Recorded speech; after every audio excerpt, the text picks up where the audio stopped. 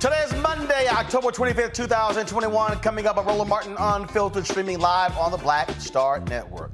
Students at Howard University occupy Blackburn Center. They are demanding massive changes and accountability when it comes to housing and living conditions. The university responds, say they are meeting the needs of the students. We'll hear from both perspectives right here on Roland Martin Unfiltered. It's something we've all thought had happened. Now, organizers of the January 6th insurrection are confirming several top Republicans in the House helped them plan the violent attack. President Joe Biden highlights how his domestic policy agenda would benefit Americans as Democrats try to reach a deal on the president's social spending and climate package.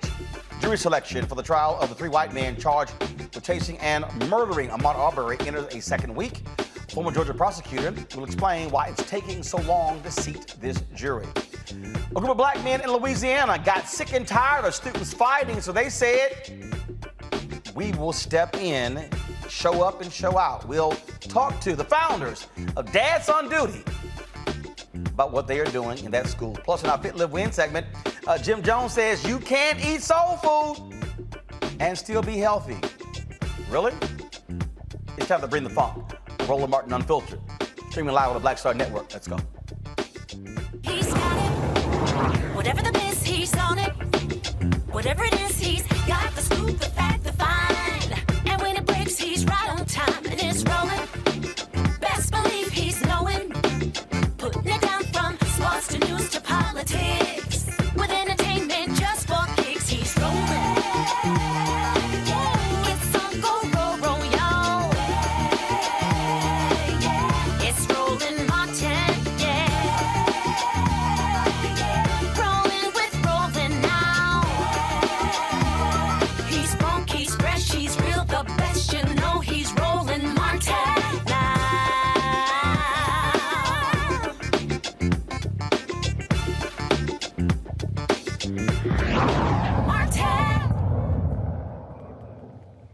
For the last 2 weeks, students at Howard University, they have been living in what we can describe as tent city outside of the university's Blackburn Center, demanding changes to the housing conditions at the university. They have made a series of allegations, been posting on social media what they call deplorable living conditions, rat-infested, rodent-infested conditions, clothes being wet, you name it.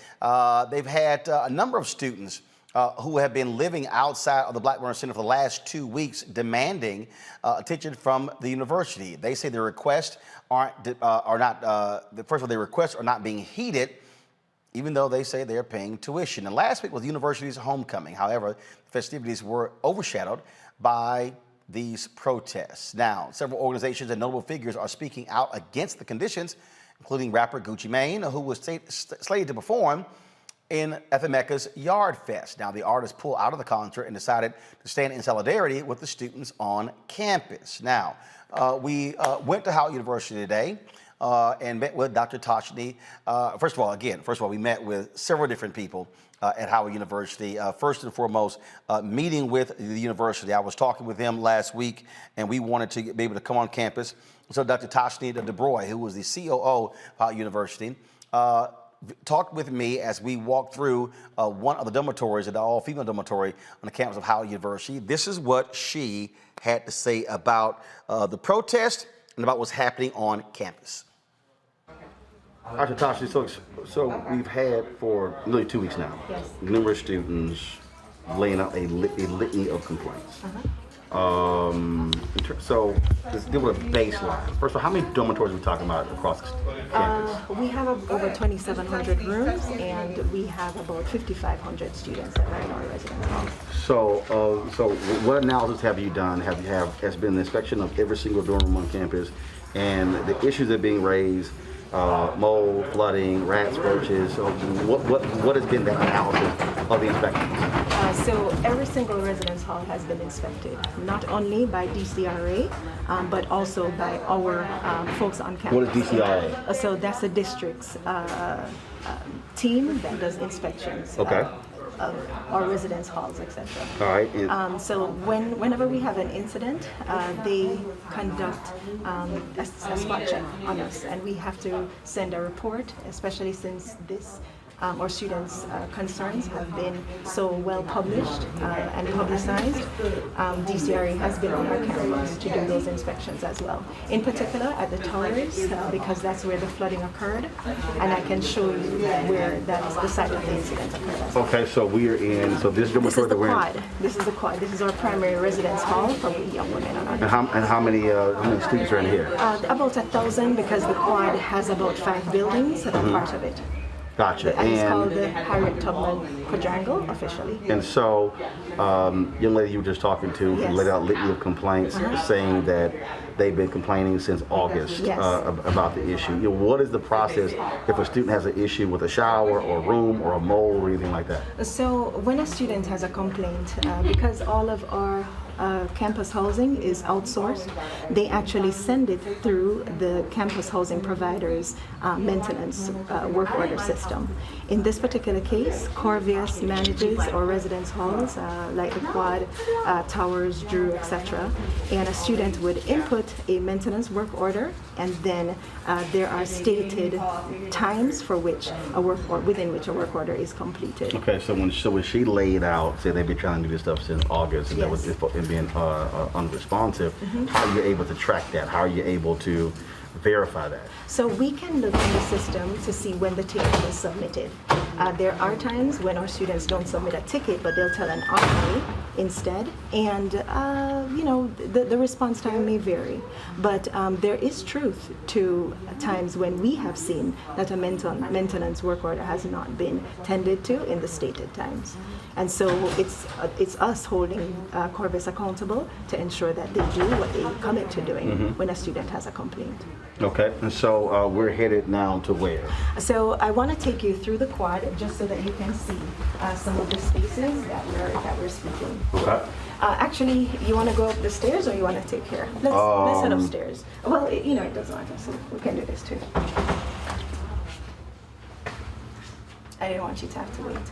But this is a recently renovated residence hall. Within the last 3 years, we renovated it.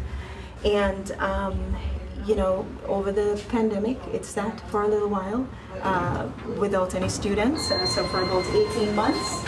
And then we had to ensure that it was habitable, that people don't come back in. And it was done by Corvus on the first floor, please. So prior to students coming back, they were supposed to get the building ready for all students. That's correct. So they have to do wipe downs. They have to do summer readiness is what we call it. And it's the usual maintenance that is required so that the dorms can be populated. Okay. So you're going to find on our campus right now that we're being hypersensitive to our students' needs. Right. So every single day, there are tons of crews coming through to make sure that our residence halls are cleaned. Now, were those crews down? Was that a regular occurrence prior to their complaints and their protests? There is usual maintenance prior to the protest, but now it's when I say we've ramped it up, we have ramped it up because we want to ensure that whatever needs our students have, that they're being tended to. As a matter of fact, we went above and beyond Corvius to start ensuring that there are more contractors in here coming to look to see if there's a need, and wherever there's a need, it's being met. Now, are you also having them to answer some questions in terms of their responsibility? Most certainly. Because if that is a issue, yes. if they're not doing their job, so what conversations are being had there? There is for legal reasons. I'm not going to say everything that's happening, right? But we are having very strict conversations with them to discuss, or the complaints that our students are bringing to the fore. So these crews, for example, these are part of the heightened response that we've had to make sure that the dorms, not only are they experiencing microbial wipe downs at this time with regards to the complaints that we've heard about mold, but also just general cleaning in all of our residence hall spaces. And filter changes and HVAC deep cleaning as well. Got it. So this is a typical residence hall. As I mentioned, it's populated by our women, and so we just have to ensure that every single time that a student raises a complaint, that it's being tended to in real time, and that there are no extended maintenance responses. Okay. And so in terms of the continuation of complaints from the students, what is happening with those right now in terms of how they're being processed, how they're being dealt with? Yes, so there are students who are protesting right now, some of whom don't live in the dorms. So they may not be able to see that we're actively doing something to be responsive to their needs. We've made the announcements, and the crews are here. The evidence is in the volume of people that you're seeing on our campus right now, and it is in direct response to our students' concerns. One of the big complaints, young lady downstairs was talking about Yes. mold. Of the dormitories that you inspected, how many of them had a mold issue? How many had a significant or substantial mold issue? 34 rooms out of the 2,700 plus had a mold or moisture or fungal growth issue. And of the ones that we inspected, 5 of them had a severe issue. That represents less than 2% of the rooms that we offer on the campus. And so when we speak about a building-wide issue, we're not seeing that. Do we see where there is mold, perhaps at refrigerator curbs and on microwave systems? Yes. And that is the microbial wipe down and the mold remediation that is being done. So what she was talking about was also in the air vents, things along those lines. Have those also been inspected? So the reality is we don't have common air ducts throughout our residence halls. So that's why when people are saying there's a building-wide issue, we can be confident in the fact that, when we're looking at the air quality samples, we're just not seeing that. And each each room is not connected to the next from a venting system. So each room actually has its own HVAC equipment, but there are no common ducts going through each room. What about when they said there were flooding? Where was that, and what was the issue there? It was in the towers, but I'll tell you what happens. In a residence hall, each year we bring in quite a bit of young people. They're now acclimating to doing laundry on their own. They're acclimating to sprinkler systems that are often not in people's homes. Generally don't see that. And they're also having to acclimating to living on their own. And in this case where you saw the flooding, one student placed a hair accessory on a hanger and then placed the hanger on the sprinkler system.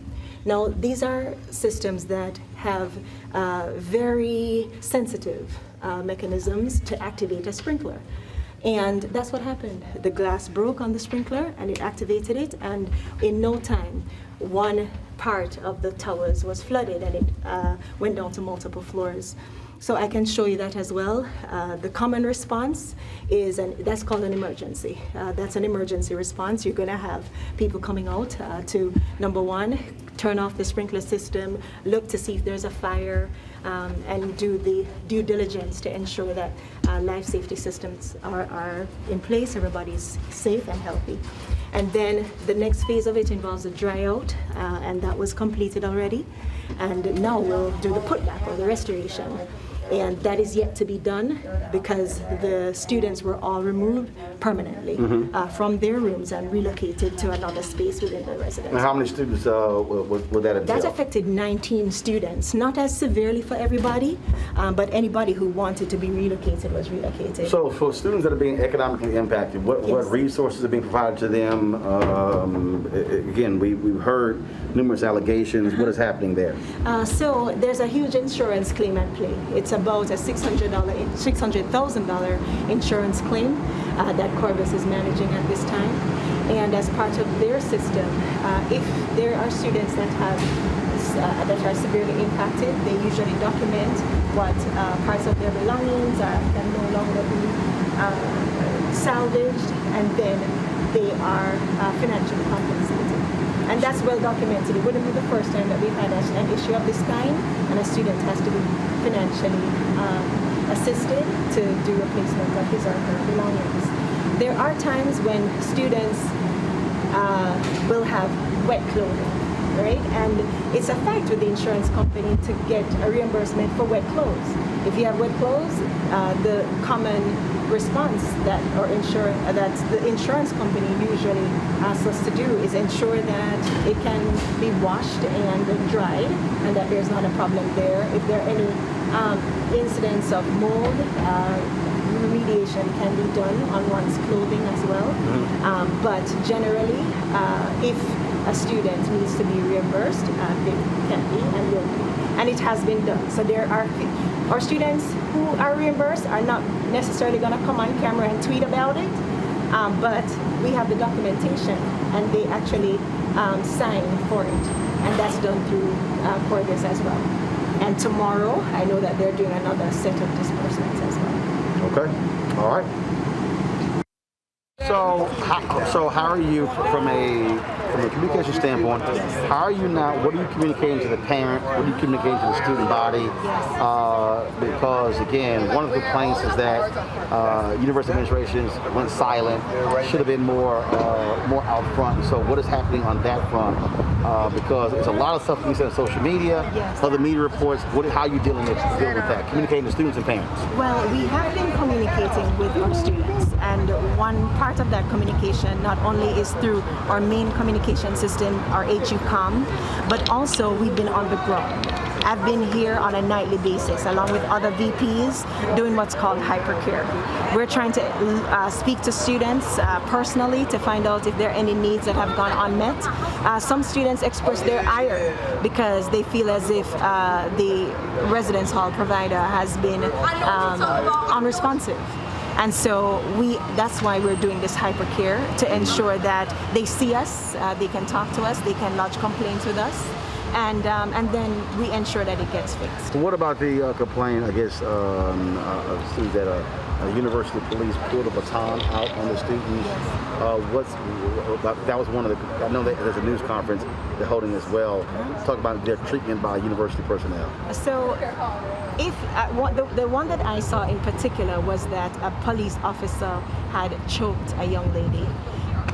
I have not seen anyone who has been able to say, Dr. DeBoer, here's the footage of what we have. The cameras are rolling all the time on social media, but I'm not seeing that. And if somebody can show me where a campus police officer did that, I would be 100% committed to removing that officer from our force. And that's the real reality. So folks have said this happened, but you haven't seen nobody can show us anything that shows us that a police officer actually did that. I heard it, and the cameras have been rolling continuously, but that footage is missing. Okay. Robert Tramble is the VP for Communications for Howard University. He did address the issue of the officer pulling his baton out. And it reports that it was a student. This is what he had to say.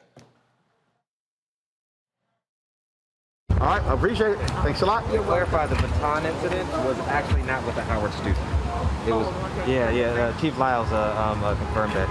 Do you want me to say that on camera too? Yeah. No, go ahead. Sure. We're still rolling. That particular incident, there are non-members of Howard community who are participating in this sit-in, and that was an adult that engaged with one of our officers who responded with the accordance of their policy. So that was not an actual student. The baton incident was not a student. It was actually an adult who was pushing one of our officers. So an adult pushed one of the officers, and that's when the officer responded by pulling his baton out? Correct. It was not a student. Got it. Okay. Howard University students held a news conference on campus after we talked with university administrators. Here's some of that news conference. While they actively sit on my back on our own campus, they have put an enormous burden on the students who only want them to be honest, responsible, and accountable. We just want to breathe. And right now, I can't breathe at Howard University. Stop threatening us. Protect us. Do your job. And respect us. Because we are not the enemy. This is the latest edition of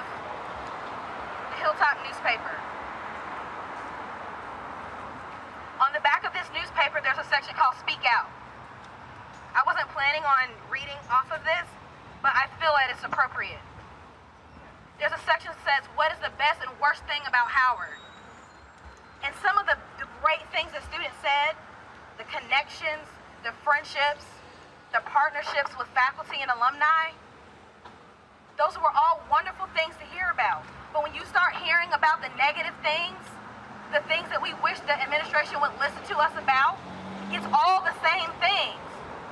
And the students that are listed here are not even the students that are inside protesting or outside protesting. They're just students that are speaking their piece and their experience.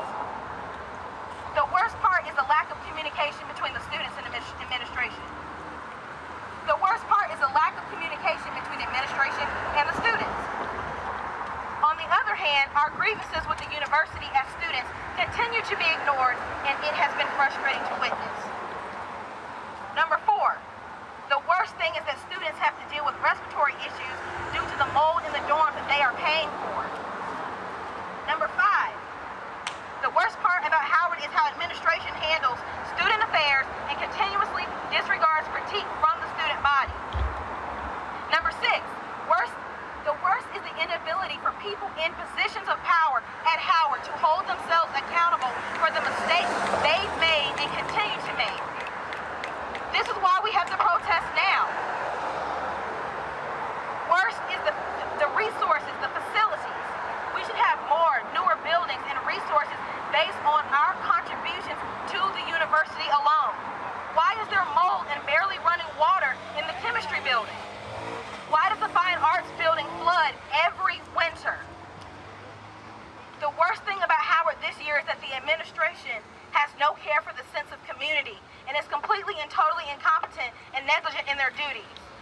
President Wayne Frederick, Dr. Evers, the Board of Trustees, all of them do not deserve the jobs that they have. Their duty is to the students, and they are failing in their duty. Listen to your students. It hasn't been a great experience since I've been here. It honestly really hurts because I pay $50,000 like the rest of you. My parents worked very hard to keep me at this school. My mom is an alumni. Howard is a family school. My uncle and aunt went here, and they were dealing with the same issues. They're class of 2000, they're class of 90, they're class of 91, and they're still dealing with the same issues. Why are we still fighting for issues that have been going on since 20, 30, 40, 50 years ago? There have been protests since 1968 about this. Homeless at Howard is a running joke between the student body. Upperclassmen are consistently homeless. There are upperclassmen living in their cars and having to wash up at Burr Gymnasium. And they're paying $50,000 to live in their cars. Howard doesn't have adequate off-campus housing. Howard doesn't have adequate on-campus housing. There are 17-year-olds, 18-year-olds, me, I'm a 19-year-old. Living in these buildings, living in these dorms. They're doing these to kids. Yeah, Evers, we will only be speaking to President Frederick and the board. Again, who have not been here. We have been out here for 2 weeks. There is no reason in the world I am 19 fighting for a right to have safe and adequate housing, for a right to have clean classrooms. There's no way I'm fighting for this. Also, our second demand, students were removed off of the Board of Trustees this summer. Student, alumni, and faculty positions were all removed. Where is our voice supposed to be heard? And our first demand in a town hall that President Frederick has actively worked against. Like some of my peers have said, how are you a president of a university and can't speak to your own students? That doesn't make sense. That doesn't make sense at all. At all. The last statement that the administration put out was October 14th. What day is it? What day is it? The 25th? The 25th, and that's the last time they said something to us. That's crazy. This was my dream school. This was my dream school from 6 years old. I love Howard. I love the people at Howard. I love the friendships I've made at Howard. I love Howard University. But just because I love Howard University does not mean I cannot hold my school accountable. It does not mean I cannot hold my HBCU accountable, because I'm fighting for past generations, I'm fighting for current bison, and I'm also fighting for future bison. I'm fighting for 1826, 1827, 1828. I want my kids to be able to go here, but not right now. Not the way this university is set up, not the way this administration is set up, not the way this board is set up. There will not be a third generation from my family coming to Howard University until these issues are fixed. And this needs to be the last protest happening. The last one. Because this shit's been going on since 1968. And then there was another one in 89. another one in 2018. Now here we are in 2021, still fighting for these same issues. That's crazy to me. That's crazy. $50,000 to be fighting for adequate housing, to fight for my voice to be heard. Howard loves to say they're going to be creating leaders, they're creating new MLKs, new Malcolm X's. What am I doing? I'm protesting, I'm fighting for my bison, one bison, all bison. One bison, all bison. One bison, and all I'm bison. fighting, and I'm a leader.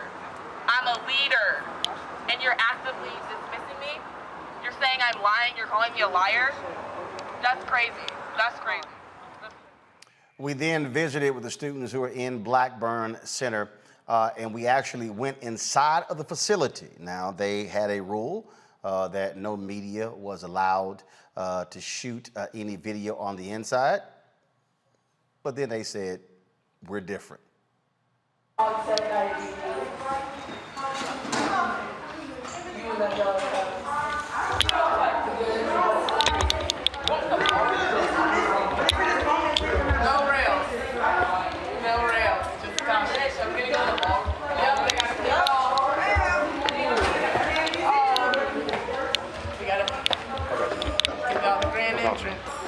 Appreciate it.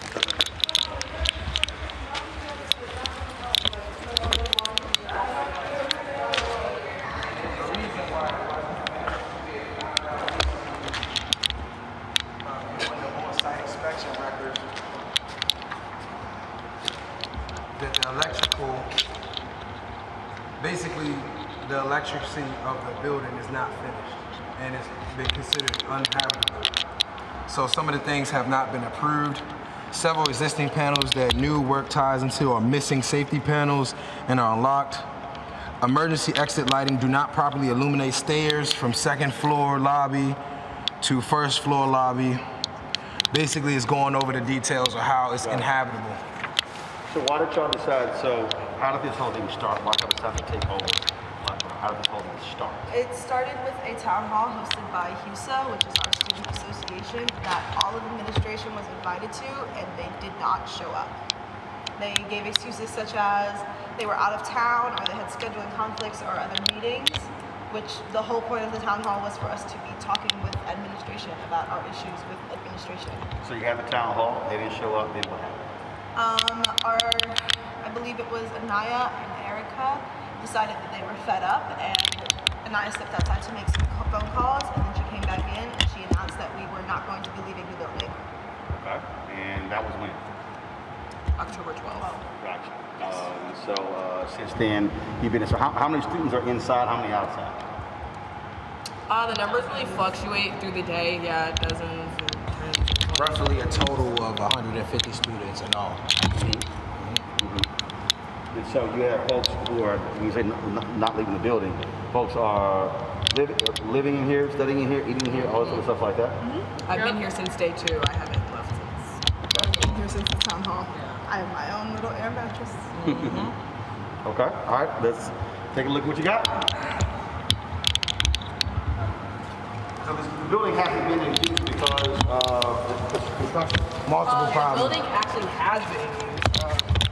But it's not finished. We can only use about 2 floors of the building because this floor and the basement, which is supposed to hold our bowling alley and the lounge for the school newspaper, the Hilltop, is under construction and unusable. Okay. And this is the top floor with the bathroom with no running water. That in there was supposed to be our ballroom. Out here is supposed to be a balcony that also only has 1 row of tiling, which we'll see over here.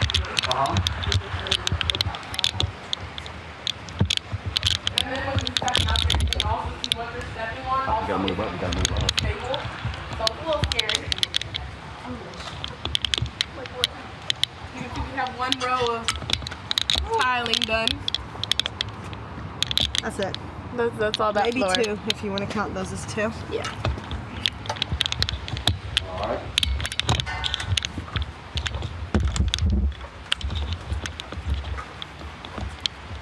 That's it for here.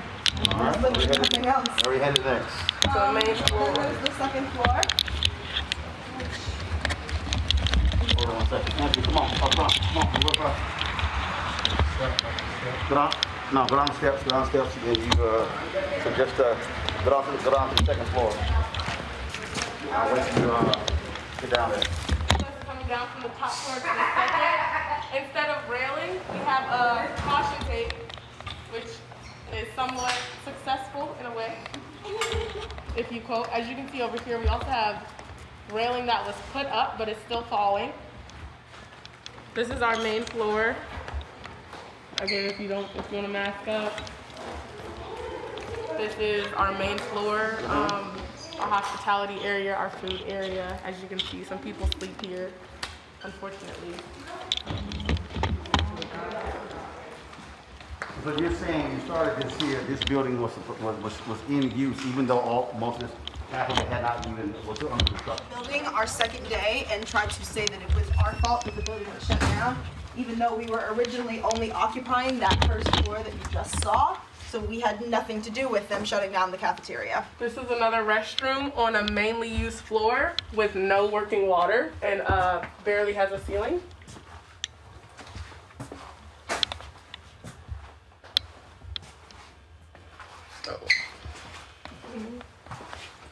There's a Socratic seminar room back here, which we sometimes use for meetings, but none of us had any clue it was back here because this floor wasn't open until like 3 weeks ago.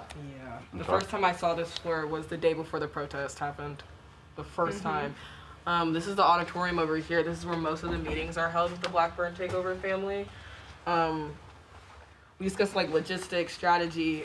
Also didn't know this existed till the day before the protest started. Some people also sleep in this hallway. They also sleep down this hallway down here. They also sleep in the auditorium. They sleep in the Socratic seminar room. Pretty much anywhere you can fit an air mattress. Maybe in the outlet. Right next to an outlet. We have one of our microwaves over here. Because we gotta eat. Because they don't want to speak to us, so we can't leave. Yeah, this is another raggedy room with a. I believe this is supposed to be a classroom at some point. Account, a little ATM over there. Some kind of ceilings. Yay!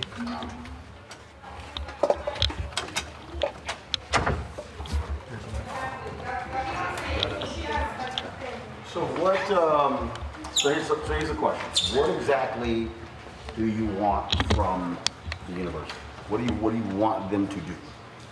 We want them not only to speak to us first, because in order to speak about our demands, they need to contact us. We've reached out multiple times and they refused. So y'all haven't had a sit down with university leadership? No, they refused to do so. They have sent a spokesperson, the Vice President of Student Affairs, Dr. Cynthia Evers, and all that she does when she comes in here is threaten us with expulsion and attempt to intimidate us by bringing more police who further escalate a peaceful protest. And so, if you do meet with them, what do you want? What do you want to actually? What are your demands? What do you exactly want from the university? Well, they're listed outside of the door, but demand number 1 is to have a town hall with President Frederick so students can air their grievances out. Demand number 2 is to have student affiliate trustee positions reinstated back onto the board permanently. We were removed this summer along with faculty and alumni seats. Was an explanation provided by the board as to why those positions were removed? No, the very basic explanation they gave in the press release when they announced that our seats were being removed was to make the board a more fiduciary board and specifically for money. And I don't understand why students couldn't be on that board because I do pay tuition here. I pay $50,000 along with the rest of my peers. There are at least $2 million of tuition dollars in this room right now in this building. And we don't know where that goes. And we don't know where it goes. This institution has a major issue with financial transparency. A lot of our buildings are run down, our dorms are run down. Howard loves to claim that the dorms were renovated. They weren't. Or they were renovated poorly by Corvias, the housing management company right now. Demand number 3 is to have a comprehensive housing plan actually given to us by the university and by administration to have a plan to fix the mold issues, to have a plan to fix the water damage that's going on right now. Now, in talking to COO, so there are 2,700 dorms on campus. 34 had mold issue, 5 were serious. When I asked about the flooding issue, I was told that was a result of a student hanging something from a sprinkler. And so when you talk about the mold issue, what have you done in terms of, have you pulled together numbers from other students, been documenting, and so from your perspective, how extensive is the mold issue? I can tell you from the testimony of 2 RAs that they have more than 34 rooms with the 2 floors they manage. Just the 2 floors. Just the 2 floors. That's my RA. Yes. In my building alone, there are 11 floors. Yes. So in one building, on 2 floors with 2 RAs, there are more than 34 cases reported. Yes. They're So- trying to gaslight us. So those, but those particular RAs, have they come forward with documentation showing these are the actual rooms and with the mold issue and how extensive it is? Yes. My RA just sent all of that evidence in our floor group chat this morning. I just looked through all of it. It's absolutely disgusting, actually. So yes, we do actively and are still collecting that evidence. There is a lot because a lot of students live with the mold, the water damage, the rodents, the mushrooms, just things that should not be in a dorm. They actively try and gaslight us with false numbers to minimize their wrongdoings. I do want to speak on the water damage as well. It's not just the sprinkler that fell and caused the flooding, and that caused 7 floors to be stricken with water damage. When it rains, water does come through the window. It leaks through my window. It causes water damage. The only mention I've heard of water damage from an authority figure has been my RA knocking on my door one time, 2 days into this, 2 days when I moved in, 2 days from when I moved in, asking if there was water damage. There's been no other kind of concern given by administration or any higher up. My building manager doesn't care, administration doesn't care, President Frederick clearly doesn't care as he's actively trying to gaslight us from it. I know they've tried to clean rooms and clean mold from rooms so they could do photo ops and so they could do press conferences in them to try to actively minimize this protest and actively minimize our efforts to have clean and safe living conditions. And also, I'm one person and I know 4 people whose rooms were have water damage caused by just Howard, faulty pipes bursting downstairs, upstairs in the walls, causing them to leave. Their items being destroyed. They have to leave this place with nowhere to go without Howard's help. And me personally, I do live on the top floor in my dorm, so I have had water come through my ceiling. That's not a me thing, that's a Howard thing. Give me 1 second, sorry guys. Anything else? Well, I think we're gonna So y'all plan on staying? So your deals until you meet with university officials, you're gonna stay? correct. So those demands are met. All right. Cool. Appreciate it. Thank you. All right. Thanks a lot. Thank you. All right. Y'all take care. All right, folks, that's a whole lot to digest. Let's go to our panel. Dr. Ahmaud Arbery, professorial lecturer, School of International Service, American University. Brianna Cartwright, political strategist, Dr. Julian Malveaux, Dean, College of Ethnic Studies, California State University, LA, President Emerita, Bennett College. Julian, I'll start with you first and foremost. Look, you've run a HBCU. You know what it's like to deal with facilities, deal with student unrest. Your assessment of what's happening on the campus of Howard. Well, 2 things. First of all of our HBCUs have infrastructure issues. Our buildings are old. I'm not surprised. I had a building flood on me when I was at Bennett. My chemistry lab just flooded. I think that's the day I cried, sat in front of my steps and cried because I just didn't know what to do, didn't have the resources. So most of our buildings on most of our campuses are just very old. Students have to understand that. But at the same time, I don't understand why President Frederick will not meet with his students. That's the very minimum that he can do is to meet with his students. Sending Dr. DeBroy, the COO, or the woman who is the VP for Student Affairs, because from the media, she's just not saying anything. These students deserve to be heard. Throwing the students off the trustee board as well is a bad move. This generation wants to be heard. Howard has a lot to do to clean this one up. Congo. It's sad, man. I've been seeing these stories since I was a student in D.C. in the 90s about Howard University and the campus. The students need to be respected, number one. Howard got all of this prestige over the last summer. Ta-Nehisi Coates coming, Nicole Hannah-Jones, Felicia Rashad, the Chadwick Boseman building. But all of that is beautiful and important and necessary, but it all comes down to the fundamental respect for the students. And so Howard has a lot of work to do right now to make sure those student voices are being heard, because the world is hearing them right now. But if they don't feel like their leadership at the school is hearing them, the university leadership is going to be in for a very bumpy ride. We need to respect and take care of our babies, man. This is sad. It's not just Howard University, Brianna. This is a story just 7 days ago in Atlanta. Go to my computer, please. Atlanta students protest for better housing and more funding for HBCUs. The Atlanta Journal-Constitution. Students from Morehouse, from Clark, Atlanta, and joined together for this particular protest again. So what you're seeing is students look at what happened on one campus and say, you know what, let's raise our voices on the other.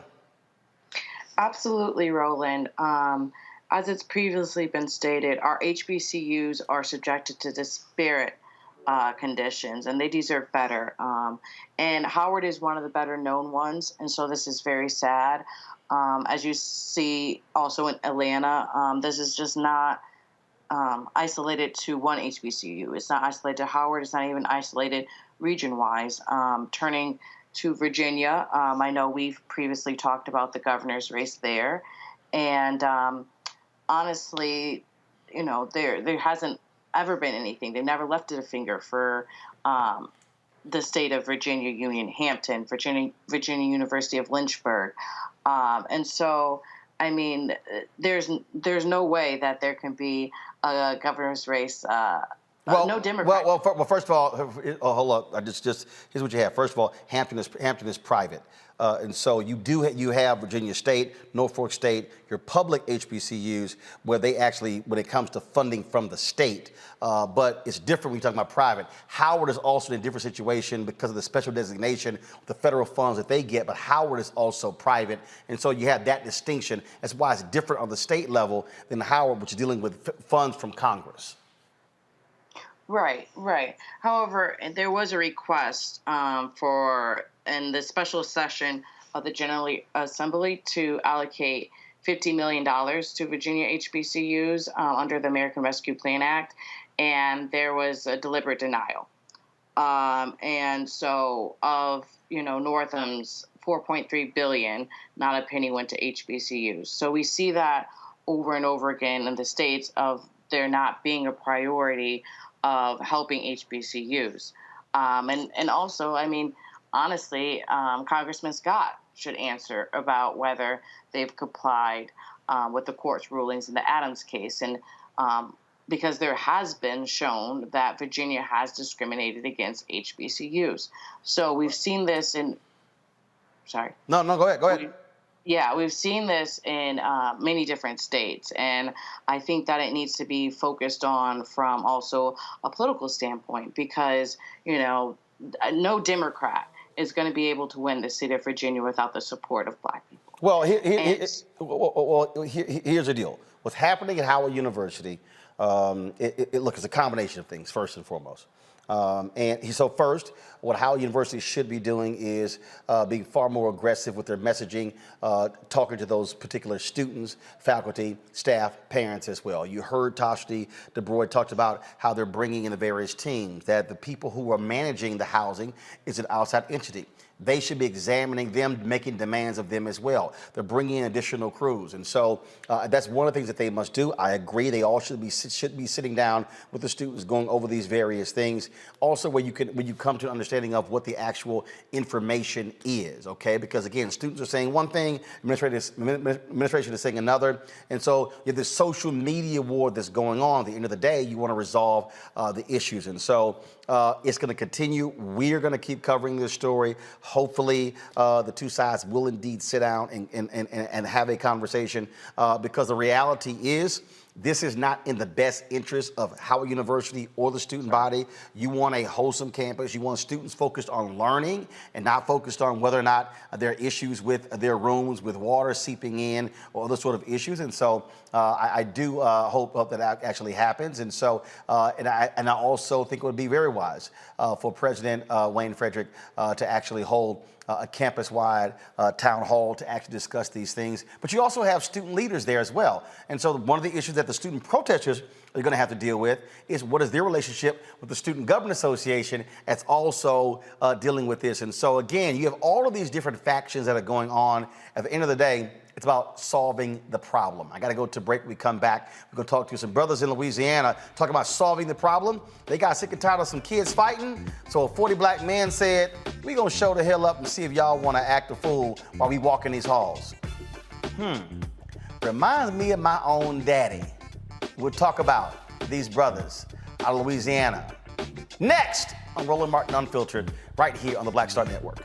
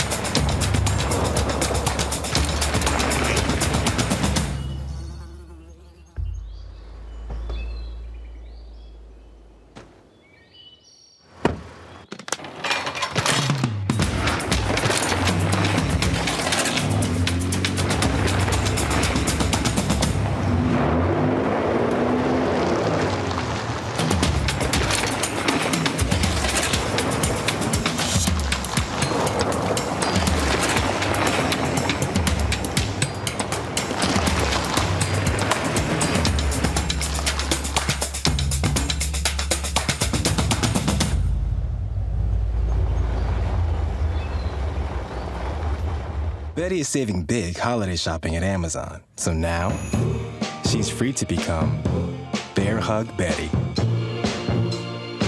Settle in, kids. You'll be there a while. Ooh, where you going?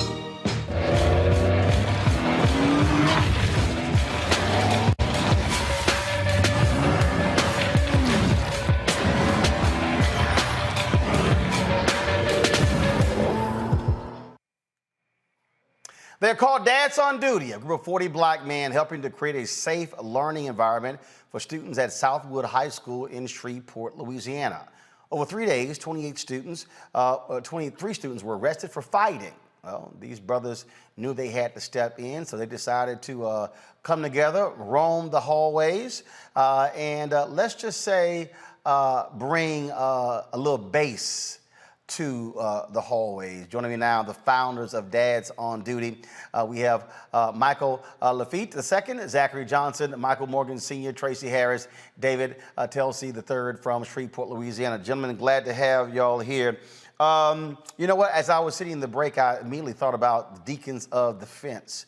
There's a movie that was actually made. Forrest Whitaker starred in that, where you had some brothers who protected black neighborhoods from the Klan. They were armed, and there were Deacons of Defense chapters that were all over the South that protected civil rights workers fighting Jim Crow. In this case, y'all said, okay, y'all want to keep acting a fool? Let's see if you do it with us in the hallways. Who first of all said, I need to call these brothers together and let's do something? So how did it first start? Thank you, Roland. It initially started by after the call out of all the negativity that was going on in the media at our children's school. So I sat down and I realized that, you know what, we're not going to allow this to happen. We're not going to allow this to continue to unfold. So I sent out a text message, made a few phone calls to some of these active fathers that I see at the campus all the time to see, you know, exactly what is it that we can do to help navigate us through the things that are going forward. So we set up a meeting at a wonderful place in downtown Shreveport called the Office Hub, and just came together with a plan. We put that meeting together on a Sunday. We were boots on the ground that Monday. Okay, so first of all, how did you also get into the school? There are a lot of schools that don't allow parents and others to roam the hallways and do things along those lines. And so how did that happen? How did they embrace that? And exactly how long are you there at the school? You're there in the morning? Are you there all day? You're in the afternoon, after school? Absolutely. So our way of getting into the school has stated that we are active fathers who are at the campus all the time. So we're not strangers to the campus. In addition to that, the principal at Southwood High School, Dr. Kim Pendleton, has a great open door policy. She welcomes these type of programs on the campus, and that's through the leadership of Dr. Ahmaud Arbery, who is our superintendent of Cattle Parish Schools. So they welcome these type of programs, positive programs, onto the campus. So it was simple to be able to get in there. But once we got there, we knew that we had to do what was needed to take back our campus. In terms of time, what's the time commitment of dads on duty? So daily, we get there probably around about 7:40 in the morning, and we pretty much roll out shifts. So keep in mind, we're all working. You know, we've got to go to work, we've got to run businesses, we've got to do community work, but there's nothing more important than our children. So we'll get there probably around 7:40 or so in the morning, and we'll go from, well, I'm committed to maybe 7:40 till about 9 o'clock. I've got to be in the office at 9:30. You got others like Zach and Mike who will come and they'll stay a little bit later, and you got other brothers who may come through and they'll work during their lunch shift. They'll spend their hour lunch break on the campus, alleviating some time to other educators so they can spend time, you know, getting a lesson plan together or just taking a brief mental health break. How has it, first of all, how has it been for, first of all, before I ask that question, do each one of you have a child at the school right now? Yes, sir. Yes. Yeah, I have two. I have 4. You have 2, you have 4. Yes. I have a 9th grader and a 10th grader there. I have 3 juniors and a freshman. I've got one 16-year-old daughter. I got one 15-year-old son. And I'm the odd one out.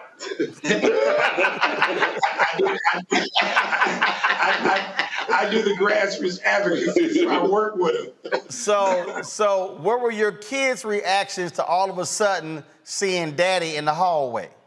You know, it was crazy. I think it was typical to where I think the first time they saw us, they was like, okay, what are you doing here? And then you get to a point to where you're coming one way and your kid goes another way because they do not want to see you. Now it's to the point to where we're used to it. Yeah, they're used to it, and everybody's kid is coming up to you, giving you a dap, shaking your hand. Do you know my mom? Do you know my dad? Absolutely. So it's positively embraced now. I think one of the other fathers want to say something. Go ahead. First morning, I pulled up to the school and I bring my son to school. And he thought I was bringing him to school, but I got out the truck and went in. So I threw him for a loop. Well, I went home and came back. I played it off. So the thing is, first of all, the reason when I saw this story, it resonated with me because, look, everybody at the school knew my parents. Everybody. In fact, back then, of course, we allowed corporal punishment. My parents, my parents would I couldn't bring it home. They would like, yo, where's the sheet? So they demanded the sheet and signed it. They were like, yeah, absolutely, we're gonna allow that. And my dad was sort of the same way. He stopped many fights, followed kids home, checked mamas and daddies.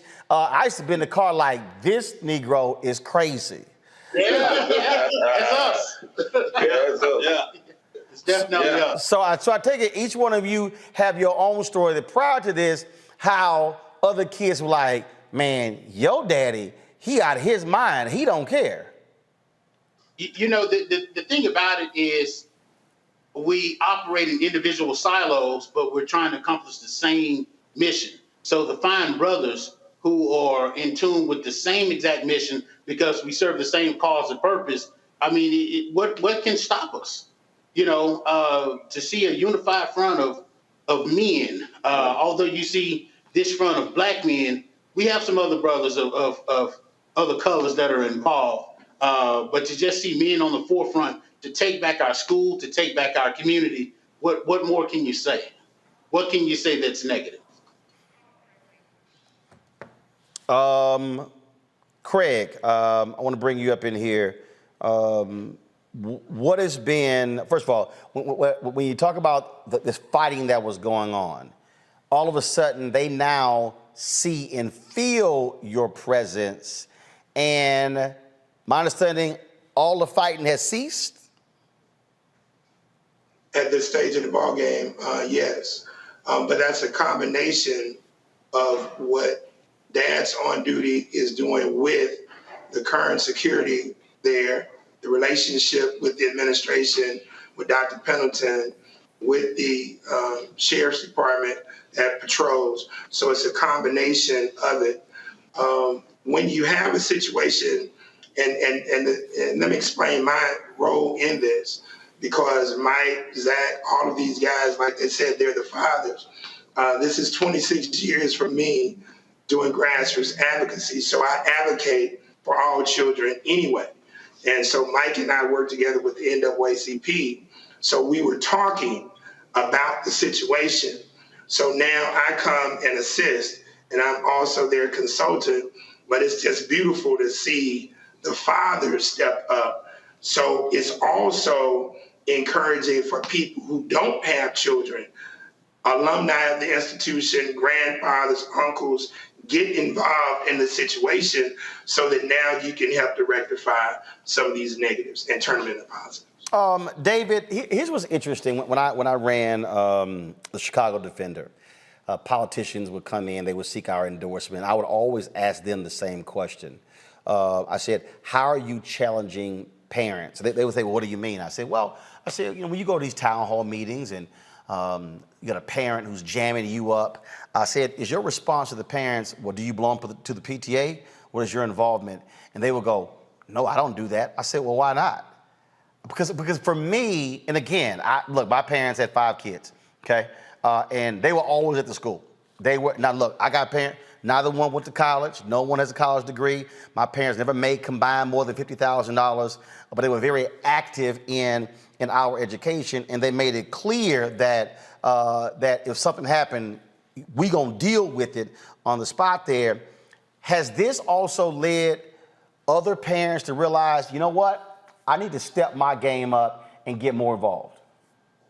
Of course, a lot. I mean, you got guys all over the world just say, hey, well, I might get up and go check on my kids. I mean, it's a trend. I mean, it's just something simple. All we want to do is just check on our kids and everyone else's kids. And you spoke on the Deacons for Defense when you say love. Only thing we took to the school, we didn't have weapons. We took love. That was the key ingredient. Fatherly love sometimes helps the generation along. You know, that's why I was interested in our idea. That's why I got in it. There's love, but there's also that. Now, you know I whoop your ass if need to. That's right. You gotta have the right approach. Yes. Oh, that look. So all y'all got your own look? I mean, because we don't have a teacher's look. We have a home presence at school. It's a dad's look. Like, hey, a teacher look at dad's let's keep it moving. Mm-hmm. Yeah. I mean, because we joke around with them, we make them feel safe, but at the same time, we match their energy. Right. That's the biggest thing about it. Well, that's what I'm saying. So, and I've seen some video. Y'all joke with him, but it's sort of like, again, my daddy. We would joke with my daddy. Then there was a certain point when it was like, okay, we gonna go play with mama because he's like, okay, I'm done joking with y'all ass. Y'all go on. You got the look right now. He's like, yeah. The biggest thing is, it's branded as dad's on duty, but the approach is more or less the cool uncle. Everybody's got that cool uncle who's stern, who's firm, who you want to hang out with and you want to get great advice from. But he'll wheel you back in and he'll be able to give you those life nuggets. And that's our approach. There are a lot of children, not only at our campus, but throughout campuses and schools throughout the world that don't have a strong male presence in the home or in their life. We want to be that. We want to be that unicorn. We want to be that utopia that kids can see that, hey, there are men in the community that work every day. We ain't no superstars, no this, that, and other. We're just normal, hardworking dads who have a love for our children in our community. I'm gonna go to the panelists. Each one is gonna get a question to ask y'all. But it's so interesting as you would say that. Look, I don't have any biological children. My wife and I, we've raised 6 of my nieces, and when you talk about that presence, I remember one of my nieces was in school. For some reason, she was not doing her homework. And see, so her mama was living with us, and so it was my sister dealing with this, then it was my wife dealing with it. See, then it got to me, there was no more dialogue. There was no more, see, when I had to go up to the school, then the problem escalated. In fact, my staff has already said, Roland is the brother who was behind the glass, break in case of emergency. When you break that glass, ain't no more conversation. So I go up to the school and I go to the class and I said, where does she sit? And so I start pulling stuff out the desk. I mean, I'm pulling out homework assignments, all kind of crap. And I'm like, I need to know how long has this been going on? So when I left, they would come back from lunch. I turned the corner. When I say the look in her eye, when she saw me hit that corner, I mean, it was like, oh my God. And I said, I'll deal with your ass after school. And when I picked her up, we picked her up. Now mind you, we ain't live far from the school. I said, I need to understand. I said, you were not doing your homework, right? No, I said, what's going to happen when we get home? And, oh, I'm gonna get a whipping? No, you're not gonna get a whipping. I'm gonna beat your ass. Now, some people out there, I know some of y'all out there, y'all don't believe in that. That's your damn problem. But when you ignore your mama and ignore my wife and it get to me, we ain't having no more conversations. And so I had to whoop that ass when we got home. Never again was homework left at the school. Now, Julian, you can shake your head all damn day you want to, but I will beat a kid's ass for not, if you keep ignoring directives from parents, we're gonna have a problem. So I'm happy to hear the students got a lot of act right now that y'all roaming them halls. Let me see here. Omakongo, you a brother. Brother's gonna get the first question. Well, first of all, I appreciate it. And in my book, you all are stars. I've been following this story all day, and it's just really amazing. So the question that I have is, we've talked a lot about the influence you have on the students, but one question I have is, what influence are you having on the teachers? Are the teachers treating the students a little differently now? Are they less likely to maybe kick them out of class, reprimand them? Are they responding to you all in a different way that's having a positive impact on the students as well? So what the teachers have done is, there's a great group of teachers that are there. They're young, they're understanding, and they have the utmost respect for not only us, but to the students as well. So there's really not a whole lot of disciplinary issues such as that. And I know you said, Mike, that seems very oxymoronic that you say there's no disciplinary issues on that campus when there were several fights that came, which brought us to this point. But the few instances that I've seen since we've been there, as we patrol the halls, you may see a student that's outside, and it may be for something simple. Kid may have on a do-rag, or they may have on a hat in class. It's something very, very minute. Something that, hey, the teacher may be a little frustrated because they've told John Doe to take the hat off 5 or 6 times, and now he's to the point to where he wants to be a little disruptive, and you ask John Doe to step outside the class. Boom, we hit the corner, we see John, what's going on? John, what is going on? Why is his hat on your head? Well, hey, Mr. Mike, man, my haircut's messed up. I tried to give myself an edge and I messed up. So it's just a matter of talking to the kids and finding out exactly what the issue may be. So, we're dealing with teenage boys. What do you do if his edge is messed up? You roast him a little bit. He roasts you back. He takes the hat off and he gets back into some instruction. And that's all we want to do is get the kids back into a positive learning environment. But Micah, thank you. I'll also say this, what I'm seeing with the teachers, I see a confidence when they see these guys and they smile and it's like a thumbs up, because oftentimes in most schools, people drop their children off and it's like whatever they got going on at the house, fix my child, teach my child, discipline my child, everything. And so I think now that teachers see some reinforcement, it makes them feel relieved. That's what I've seen more than anything. And we don't just walk around. We actually stick our heads in the doors of the classroom. Hello, how's everyone doing today? It makes a difference for the teacher. Just a little bit less load off the teacher show. Absolutely. Julian, your question, Julian. Thank you. There's been a lot of research about teacher shortages of substitutes, essentially fraying infrastructure of our schools. Are you all experiencing or noticing that? And what would you tell someone who wanted to be a teacher but is sort of intimidated or frightened by the current climate in education? You know, I would tell anyone that one of the greatest things in life, other than having great parents and great structure, is having great teaching. You know, we do need strong teachers. We do need well-qualified teachers. But most importantly, we need to see more teachers who look like us in the classrooms. So I would definitely encourage those to go into the educational field and to not only learn it, master it, but to give back. And you can give back by becoming a teacher. We do know that sometimes being an educator appears to be a thankless job, but those who have that mentality that education is a thankless job, that's why you have men such as us who stand before. Yep. Brianna, your question. Yes, thank you so much for doing this. Just like Roland, my dad was one of the people who would show up in the hallways if there was any issues.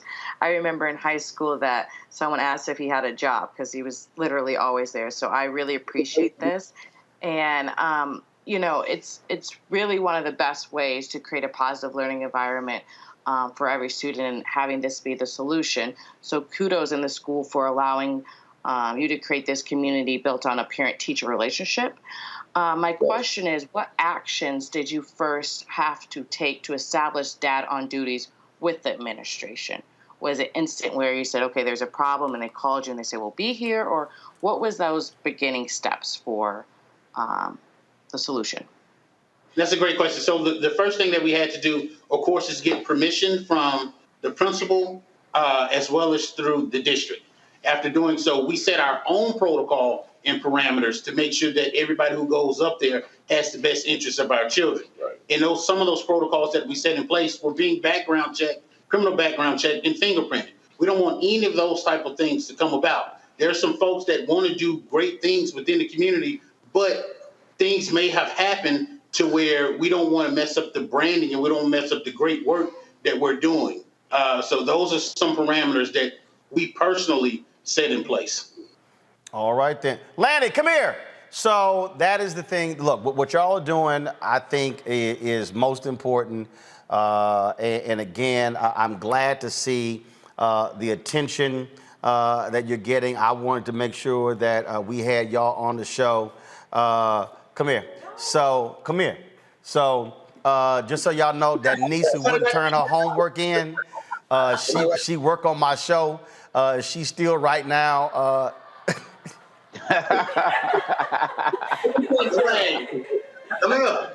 Just know she's still not doing her damn homework, and now she's grown. And like my daddy told me, don't matter how old you get, I still beat your ass. Okay, now go back to work. Go back to work. Go back to work. Your mama don't pay you, I do. All right, gentlemen, I appreciate it. Thanks a bunch. Y'all keep holding it down, and hopefully we look forward to seeing more chapters of Dads on Duty all across the country. Absolutely. Thank you, Roland. Thank you for having us. All right, y'all take care. All right, y'all, real quick break. We come back. We're going to talk about the Ahmaud Arbery case. Why is jury selection taking so long? We'll break it down next with the former prosecutor right here, Roland Martin Unfiltered, on the Black Star Network. Oh, that spin class was brutal. Well, you can try using the Buick's massaging seat. Ooh, yeah, that's nice. Can I use Apple CarPlay to put some music on? Sure, it's wireless. Pick something we all like. Okay, hold on. What's your Buick's Wi-Fi password? Buick Envision 2021. Oh, you should pick something stronger. That's really predictable. That's a really tight spot. Don't worry, I used to hate parallel parking. Me too. Hey. Really outdid yourself. Yes, we did. The all-new Buick Envision, an SUV built around you, all of you. Once upon a time, there lived a princess with really long hair who was waiting for a prince to come save her. But really, Who has time for that? Let's go. Feeling myself. I'm feeling She ordered herself a ladder with Prime one-day delivery, and she was out of there. I want some hood girls looking back at it and a good girl in my tax bracket. Now, her hairdressing empire is killing it. And the prince? Well, who cares? Prime changes everything. But I'm back at it and I'm feeling myself. All right, folks, we've been covering, of course, the Ahmaud Arbery case since he was chased down, shot, and killed, of course. You remember, it was really the public pressure that led to the case being expanded and then led to the 3 white men who were accused of chasing him down to be arrested and indicted. Well, now they're going through jury selection in Georgia to seat this particular jury. Now, a lot of people are not familiar with this process, how long these things take, and so these things are happening. And so now they're entering the second week of jury selection in this case. Now, again, the question: can there be an impartial jury that is seated? Joining us now is former DeKalb County DA Robert James, who's been following the case. Robert, glad to have you here. First of all, how long did you serve as DA? I was the elected DA for 6 years.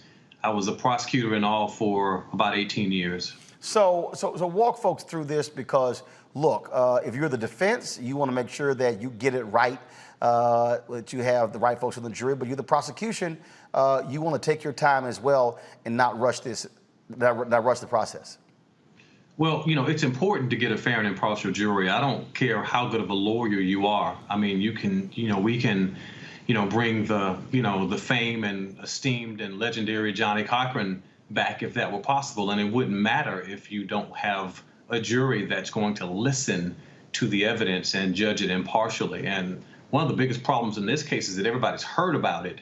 Everybody's formed an opinion. And, it's one of the hottest topics, if not the hottest topic in not just America, but the world over the last 2 years. And so it's controversial. People are impassioned when they talk about the issue of race and policing and criminalization and over-criminalization and things of that nature. So it's going to be difficult to find people that can set that aside and say, I can be impartial. As they're walking through this, first of all, we heard this weird thing the other day where they uploaded some evidence on a website. But that I don't understand how in the hell that happens. How some suppressed evidence can be made available on a public portion of the website that impacts jury selection. Yeah, I've never seen it, right? Typically in cases like this, and I've been involved in high-profile cases before, even national cases, prosecutors, defense lawyers, court personnel, they're typically extra careful in a case like this because there's already a high level of scrutiny because the entire world is watching. And then there's already the issue of bias that you're dealing with prospective jurors. People, and God forbid someone, that's going to serve as the juror in this case potentially see something that's suppressed that they should not see. Are we naive enough to believe that that's not going to affect their opinion, right? So how long do you see jury selection going before this trial actually starts? Well, that's an open question, and I don't think anybody, has the magic ball here or the magic answer. It could take weeks. I've been involved in trials where jury selection has taken several weeks, and in a case like this, where number one, it's a small community, and that's what we're not really putting in context when we talk about this case. It's in a very small community, and a lot of people in this community, they knew Ahmaud. A lot of folks in this community know the individuals that are charged with murder. They know them well, and if they don't know them, they know someone that knows them. And then the next level is that you've got some pretty serious and significant racial bias going along. You have people that come to the table and they already have these issues. When you're asking them to be fair and impartial, are they even capable? So as a prosecutor, you actually want people to be open and honest. The last thing is that you want somebody to get on a jury that has issues with young black men, running through white neighborhoods and have the same level of suspicion or bias that, that the defendants did for Mr. Arbery getting on your jury. You don't want a person like that on your jury. So you want them to say, no, I can't be fair and impartial. And if those people are honest, this could take weeks. I honestly don't expect it to be done next week, not the way that it's been going. All right, then. Well, look, it's going to be something that we're going to be paying a lot of attention to. Robert James, we appreciate it. Thanks for providing it, and I look forward to having you back once a jury is seated and the trial gets underway. Thanks for having me. Appreciate it. Folks, just got to pay some bills when we come back. Rolling Stone drops a major explosive story over the weekend detailing House lawmakers, Republicans, who were in on the planning of the insurrection on January 6th.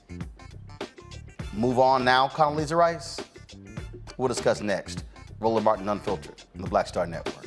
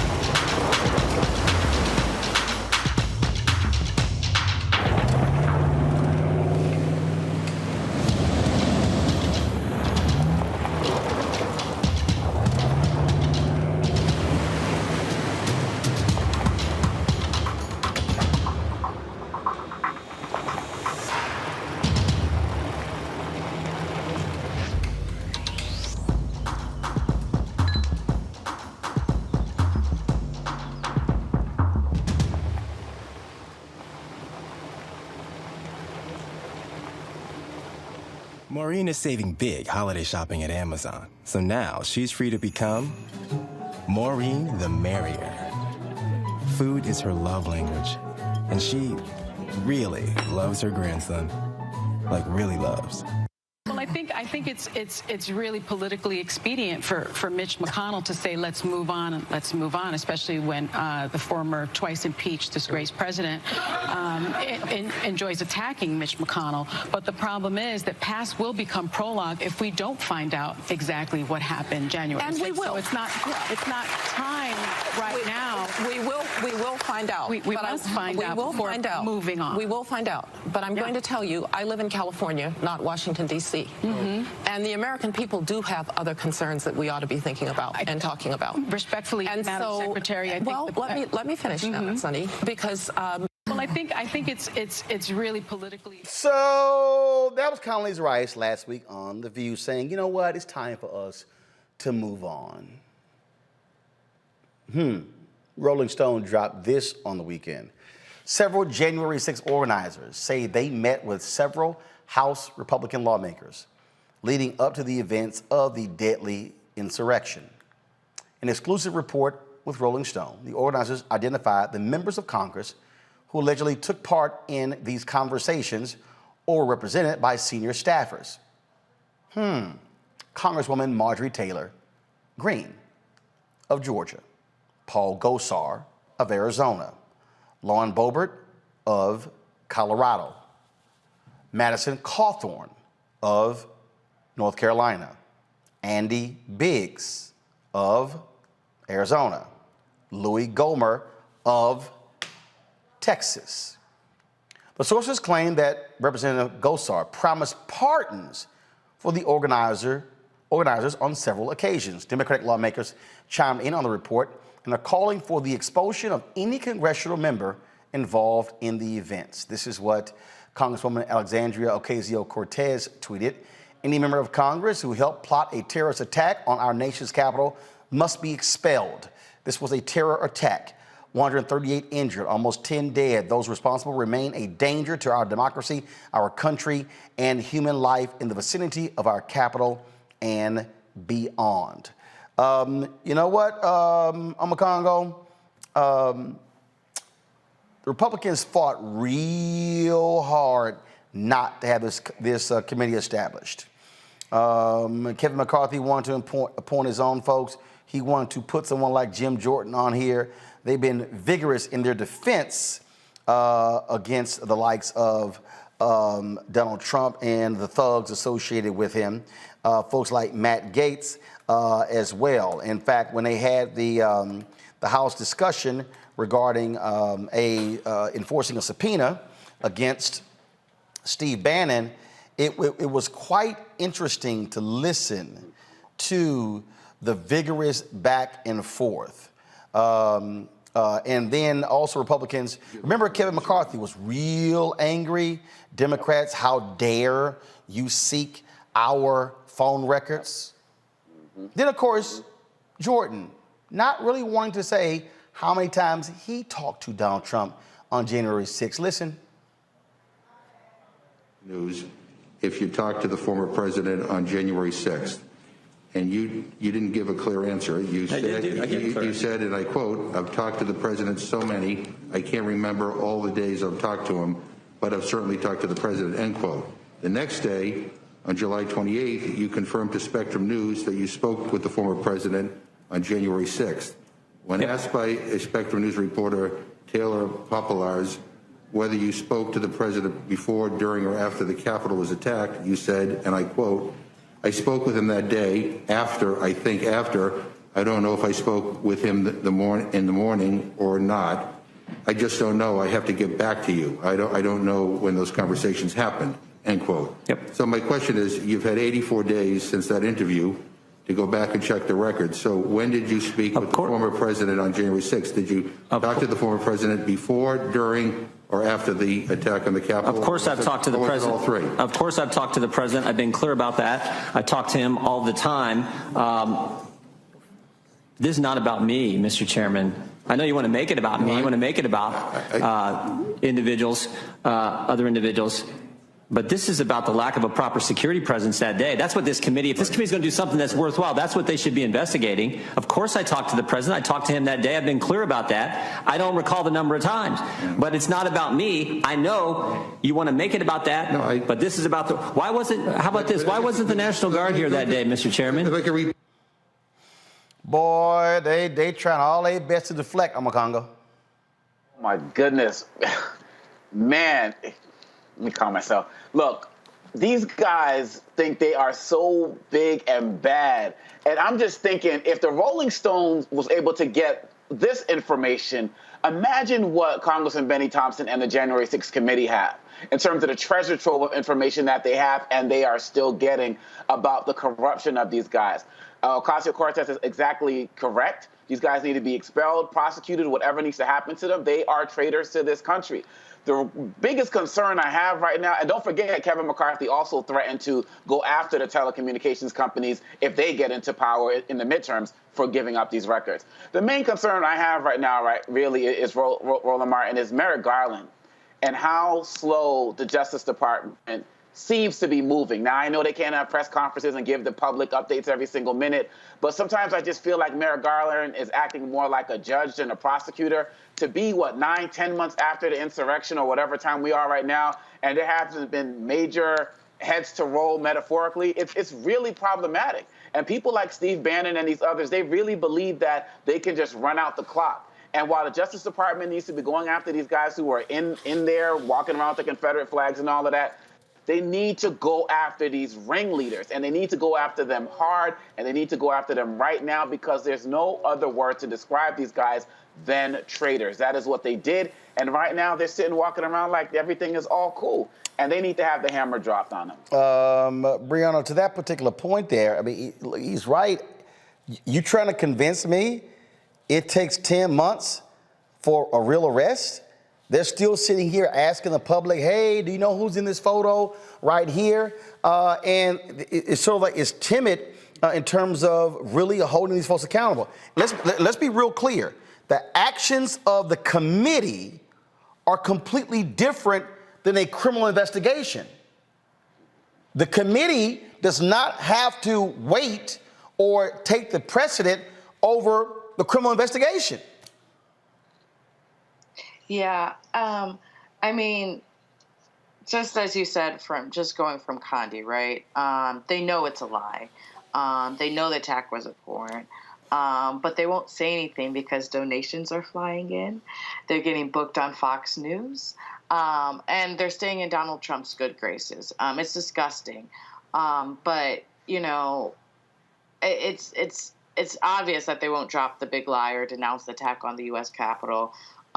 We've seen the deaths. We've seen the issue. So, I mean, the fact that they're taking this slow is and it's ridiculous. But it's also more terrifying that there's literally insurrectionists that are running for Congress. So we know that we have current member of Congress that has been, one of the ringleaders in Trump's attempt to overturn election, and we're still at the same point. And we never thought the danger would be coming from inside the House, but we're here. And so, I mean, it's something that needs to be addressed ASAP, especially as we're going into the midterms. Julian, listen to this little pissant Matt Gaetz out of Florida.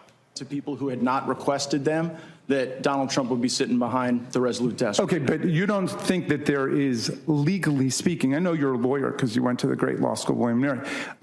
Legally speaking, there was no election fraud or no election corruption. Well, let's put it this way. Do you agree that 61 different federal and state courts, including 8 judges that Donald Trump appointed himself to the federal bench, have rejected every claim of electoral corruption or fraud that have been advanced? Do you agree with that? I don't. And the reason is those claims are not evaluated because in many of the circumstances you reference, jurisdiction was the principal question. So I think it requires a review of the procedure. Do you have any case authority in the land of those 61 cases or any other cases where a court has determined that there was electoral corruption or electoral fraud that materially affected the outcome of an election in any state in the union? No court. Do you have one? Which I believe is a real failure of the judiciary. I think the Article 3 courts failed our country by not exercising more jurisdiction over those questions. Now, there's a difference in whether or not fraud existed and whether or not there's an adequate remedy. And I think also a number of those cases were kicked on remedies. No court has said that fraud existed, and so there's no remedy because there's no violation, Mr. Gaetz. Right, but you cannot. There's no violation. There's no fraud. Decided that there was no fraud if they didn't take up the question and review the facts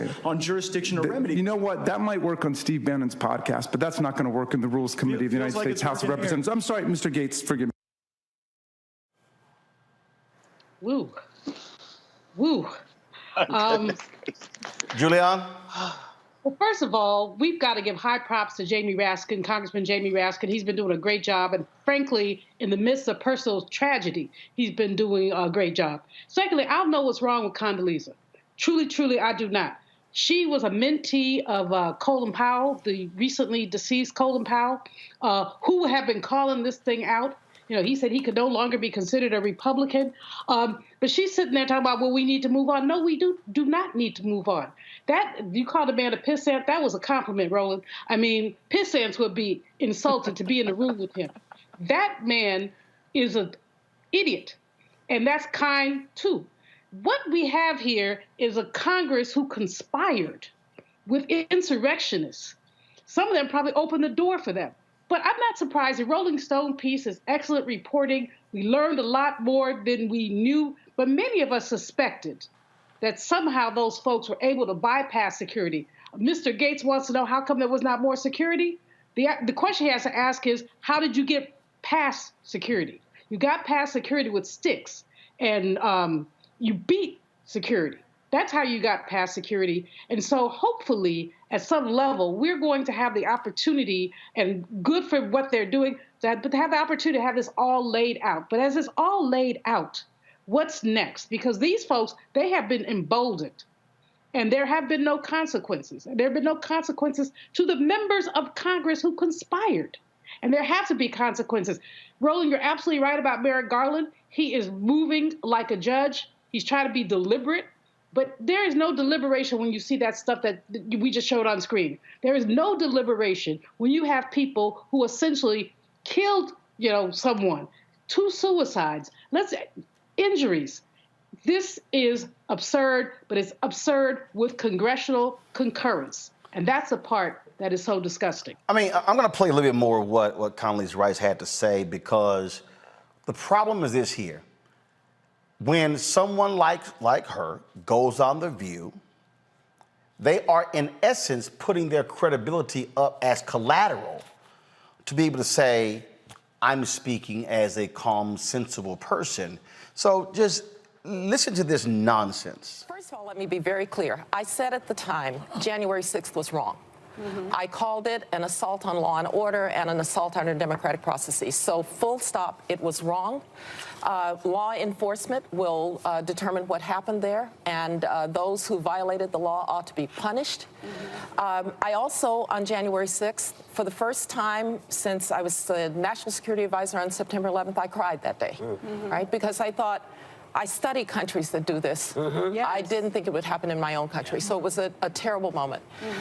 I will say that that night, when they filed back into the Capitol after it was secured, and they certified that election, I had new faith in our institutions and the people who were protecting them. So we came through that as a country that ultimately upheld the law.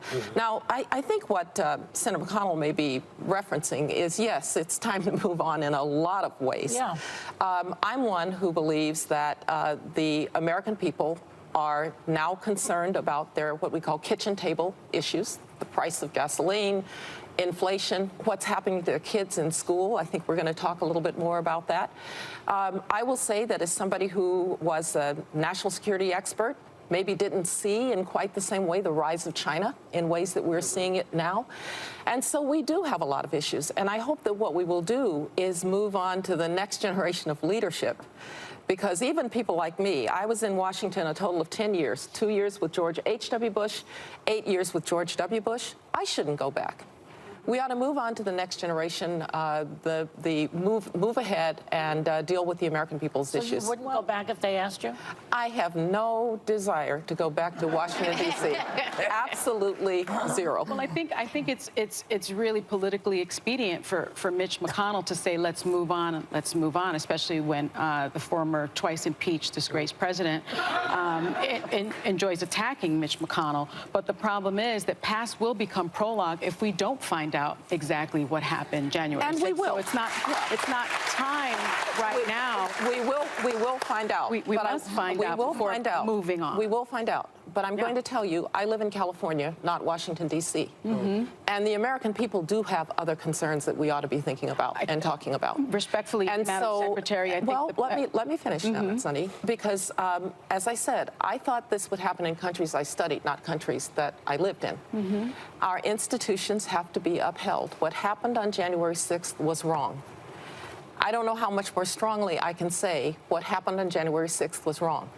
I also know that as a government and as a country, we've got to be concerned about the things that are making life hard for Americans and hard for American families. But when you have, and that's what I'm ready to do. But when you have 80% of Republicans wanting to see Trump run in 2024, I'm a political scientist, all right?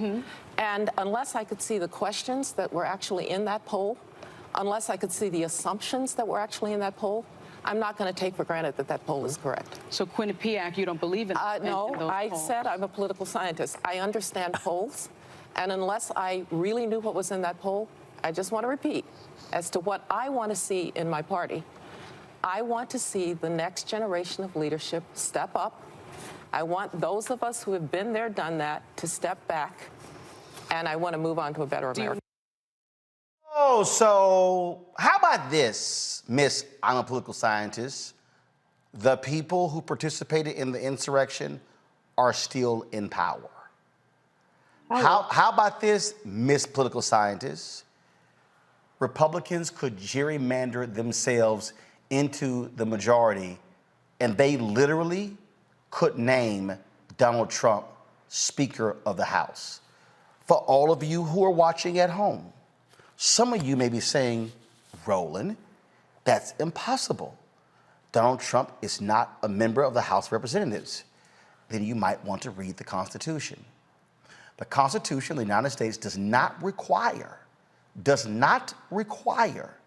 Speaker of the House to be a member of the House. In fact, any American can qualify to be selected as Speaker of the House. So Miss Let's Move On is in total denial, Omakongo, over the fact that the very people who participated in this insurrection are still in power. Exactly. And another thing, she called on she called on new leadership to come in. Well, look, most of those people that we're talking about, they're under 50, under 40. I believe Madison Cawthorn is like 25 or something like in his 20s. You got Matt Gaetz, who's young, Marjorie Taylor Greene, who's young. So we're talking about this. She wants a new generation of leadership. This new generation, they're part of this insurrection. So really, at the end of the day, what are you really talking about? And what Secretary Rice did is she used her credentials to basically say this is fake news or alternative facts, talking about these polls when she knows what the truth is. I mean, this is somebody who has seen hate firsthand. I mean, she was in the church where 4 girls lost their lives that was bombed. I mean, she's seen this. So she can't keep talking about people want to move on when the insurrection is still going on right now. That was a major manifestation of it, but it's still going on in the streets. It's still going on in the Capitol. We have, over 400 potential bills that were passed across the country to suppress our voting rights in 49 states. It's happening every single day. So I'm sorry, Madam Secretary, when you're talking about these kitchen table issues, losing my freedom to vote in this country from guys who are in there plotting insurrections and working with people who are out there as criminals and thugs and terrorists, that's a kitchen table issue for me. Brianna. Yes, I agree. It's awful. I mean, to really think about, on January 6th, there was an assault on the Capitol, and it was in front to everything we have fought to create in America. And we watched it as 140 Metropolitan Police officers were injured, and literally some were beaten with their inches of their lives, while members of Congress and echoed the rioters, didn't know what was occurring, trying to fight for their safety, hiding. And then this was all in the sense of overturning a free and fair election. As Condoleezza Rice said, you would think that would happen in some other country, but it happened here. And it's literally one of the most lowest points in American history. And it's our responsibility to search for the truth and make sure it never happens again, and not keep elevating these people and giving them privilege passes. It's time to just stop the shit and focus on, our voting rights, focus on protecting us.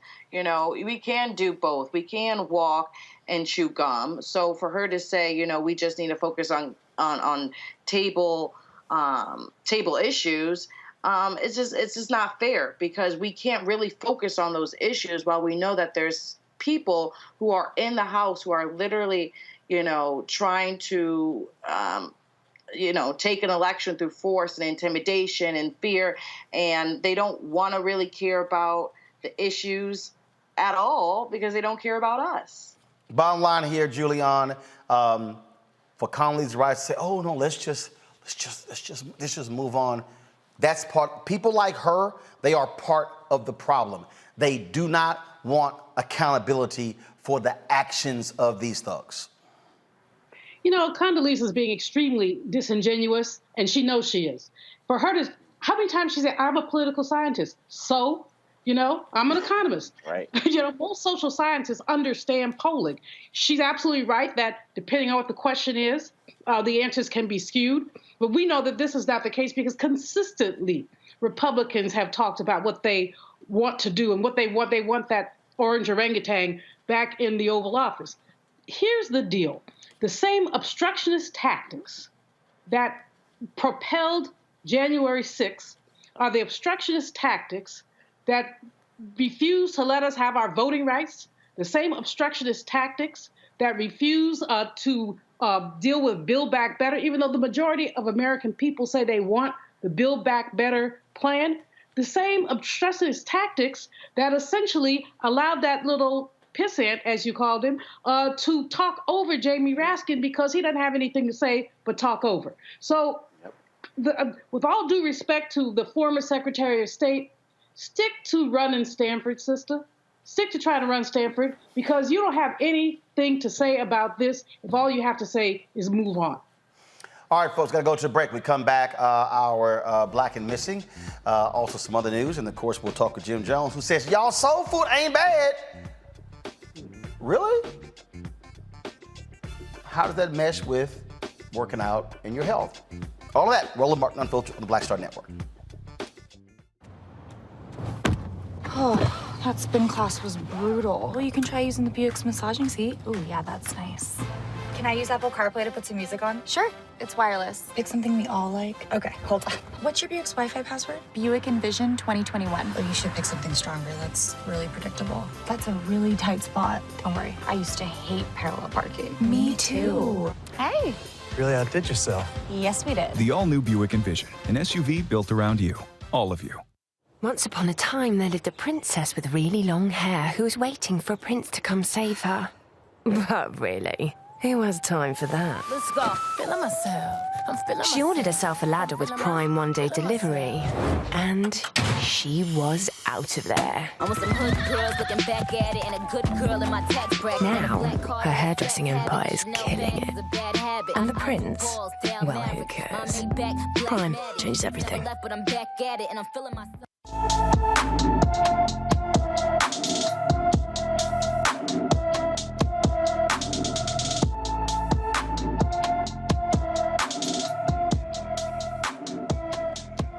16-year-old Kanaya Babers LaMille was last seen on August 12, 2021 in Ukiah, California.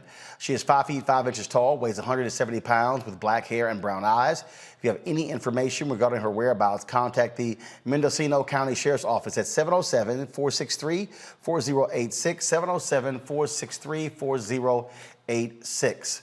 Folks, River Jesse Jackson Sr. and the Rainbow Push Coalition will host a rally for Jelani Day tomorrow in Peru, Illinois. Day, an Illinois State University graduate student, went missing on August 24th, and his body was later discovered floating in the Illinois River on September 4th. A multi-jurisdictional task force, including the Illinois State Police, the Bloomington and Peru Police Departments, LaSalle County Sheriff's Office and Coroner's Office, and the FBI's Behavioral Analysis Unit are investigating Day's death. His family is waiting for answers on how Day ended up in the river. Also, Julius Jones' request for a stay of execution was denied by an Oklahoma City federal judge today. Jones is on death row for killing an insurance executive in 1999. Jones maintains his innocence and says he was at home with his family at the time of the murder. His clemency hearing is tomorrow. If his clemency is denied, he will face execution on November 18th. Tomorrow, we'll be hearing from Tiffany Lofton, who's literally traveling to Oklahoma as we speak for that particular hearing. Also, deliberations resumed today in the trial of 3 former Georgia sheriff's deputies accused of killing Uri Martin. Martin was killed in 2017 after being tased repeatedly by the officers. The judge denied a juror's request to be released from the case this morning. Jurors asked to view the cell phone video from a witness who testified earlier during the trial. All right, folks, the NAACP is putting in check its Atlanta branch president. Told you last week that the president of the Atlanta chapter blasted former Mayor Kasim Reed, who was running for his old office, saying he was simply unfit to serve the citizens of Atlanta. Well, today, Kasim Reed was sent this letter. It was a statement that was put out by the NAACP General Counsel. It went to the president of the branch, saying that this person violated NAACP policy, violated their bylaws for endorsing candidates, also violated the rules and procedures when it comes to following the NAACP's directives.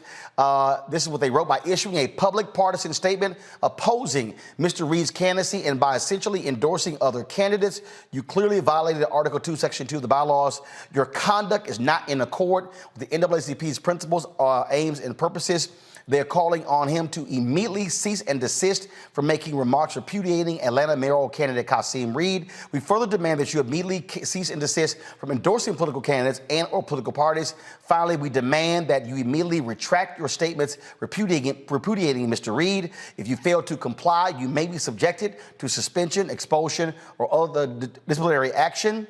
And again, this is Jeanette McCarthy Wallace, General Counsel for the NAACP. NAACP makes it clearly a nonpartisan organization. Julian, this is a shot across the bow to the president.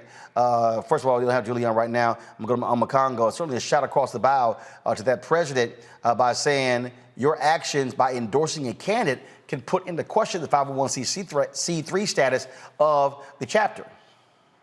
Yeah, this is like a real bombshell. I mean, hearing that letter, and we have to really be on notice as it relates to the NAACP, because really you already have this organization where everybody has a target on the NAACP. People are looking for reasons to come at you, and I feel like they need to be better than this as it relates to that. Now, I know that there are people out there who are saying, well, look what happened in the last election, and you got churches and different, evangelists that, endorse Trump and all of this other, and they're not supposed to do that, and their status. Look, we can't get into all of that when it comes to our own organizations. There's always going to be another higher level of scrutiny that comes towards groups like us. And so I really hope that the NAACP chapter there works this out, because we really don't want to get in trouble risking that type of status. And you can make statements and call people out, call folks to action, call them to do certain things that you feel like they may not have done before, without putting it in a way that makes it seem like you're endorsing somebody else. And so I think the NAACP has a lot of cleanup to do right now, and I think that letter speaks to that.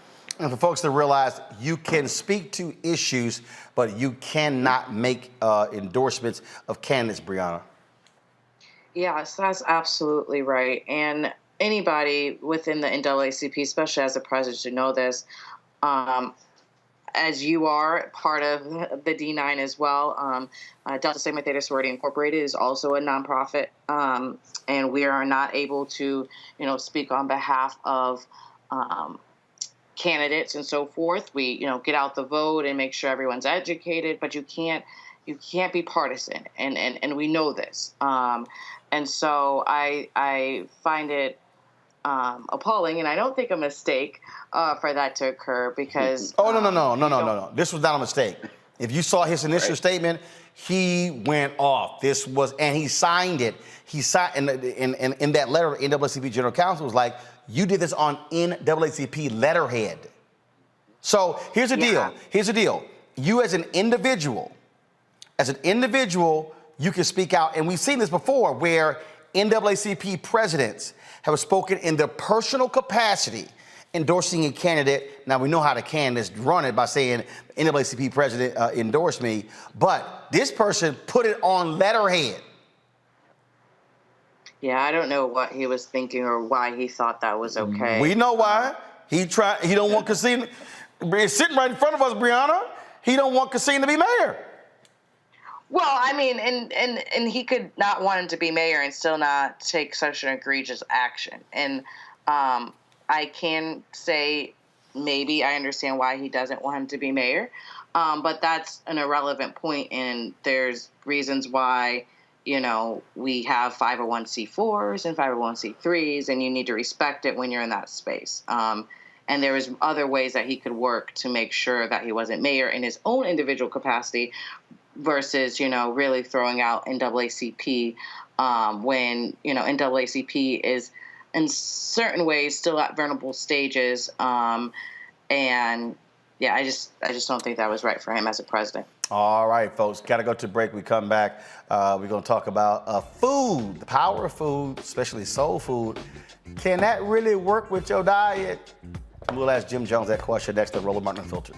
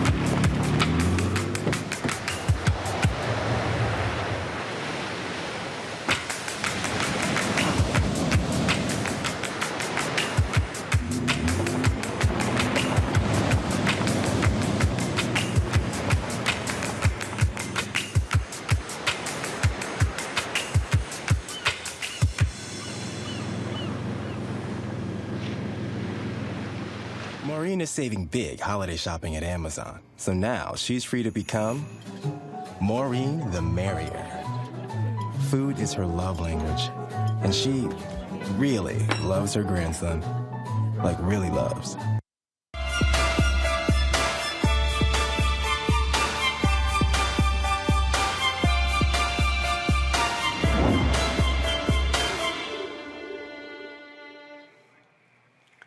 How many times have you heard somebody say, oh, that slave diet is killing you? Really? Well, fitness expert Jim Jonez joins us right now to talk about soul food and whether or not it's good for us, whether we should be eating it. All right, Jim, a lot of folks love they pork chops, collard greens, love all of the soul food. So is it, do you tell your people, stay away, don't go near all that food, it's horrible, it's bad for you? Right. You know, Roland, this is the thing. It's the miseducation of the black diet is where our problem is, right? I think from birth, you know, I tell people, if you're black, no matter how much money your parents made, no matter where you lived at, no matter what your background was, you had them after church Sunday dinners. You had them being black, right? And we don't know that. That's early conditioning from birth. Like, we associating bad food on a weekly basis, right? So my thing is, I just want us to change the conditioning. There's nothing wrong with the soul food. Nothing wrong with it, but let's redefine what soul food actually is. Maybe a baked chicken, a baked fish. We got to mix it up a little bit because what's happening here is, as black people, we learning early that how you celebrate is with that bad food, Roland. We got to shift that narrative. But what is, but what is bad? I mean, so for instance, right. If you, like I've heard some people, if you talk, if you got cabbage, all right, well, we talk about what's bad, how much extra stuff you're putting in it. And it's also, where does moderation come in? So, I mean, let's just say you eat soul food once every 3 months. Let's say you eat, all of a sudden, I get people like, oh my God, right there, that's a stroke, that's a heart attack, that's diabetes. And you're going, you know, I don't eat this all the time. The difference is when you're eating it every day. If bacon is in your diet every day. Right. No, exactly, Roland. You nailed it. And so I tell people, it's that the cabbage is how you cook the cabbage. You can't fry it down, season it, because at that point, you've cooked out all the nutrients, right? So my thing is, as black people, I don't want us to eliminate soul food because I eat it myself from time to time.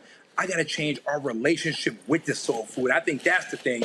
Educating people like, listen, we can have this stuff, but we do not have to think that every baby shower, every Sunday, every time we have a celebration, y'all want to bring in the fried chicken, the macaroni and cheese, the meatballs. We don't always have to associate. We don't have to associate celebrating in a weekly tradition with soul food. So we just got to just tweak our relationship with the food. That's all I want, Roland. But isn't it also a matter of if you eat it and your ass not walking, you're not exercising, you're not drinking water, again, it's all of that. I see somebody talking about it's the salt. Well, again, it's just not just the salt. Hell, I was at a seafood restaurant the other day, and I swear the salad was salty, the rolls were salty. I was like, damn. So that wasn't no soul food restaurant. It literally was one of the top seafood restaurants in D.C. And I was like, yo, who the hell in the kitchen with the salt shaker? Right. You know, Roland, and that's the thing, Roland.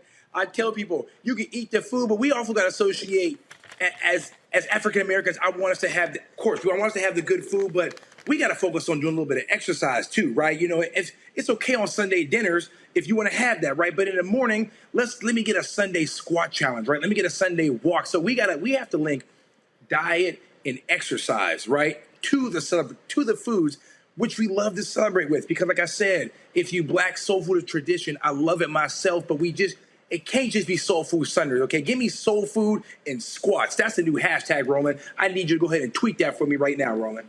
Well, soul food and squats. But also, here's one thing before I go to Brianna and Omakongo with a question for you. It's also where people are not regularly checking their stats. So I was in Atlanta last week, and I decided to go to the CVS for some chips. Oh, man. I threw that in. Calm down. Calm the hell down. And so they were doing blood pressure checks. They were doing cholesterol checks. They were doing glucose checks. Okay, and it was very interesting to me. All the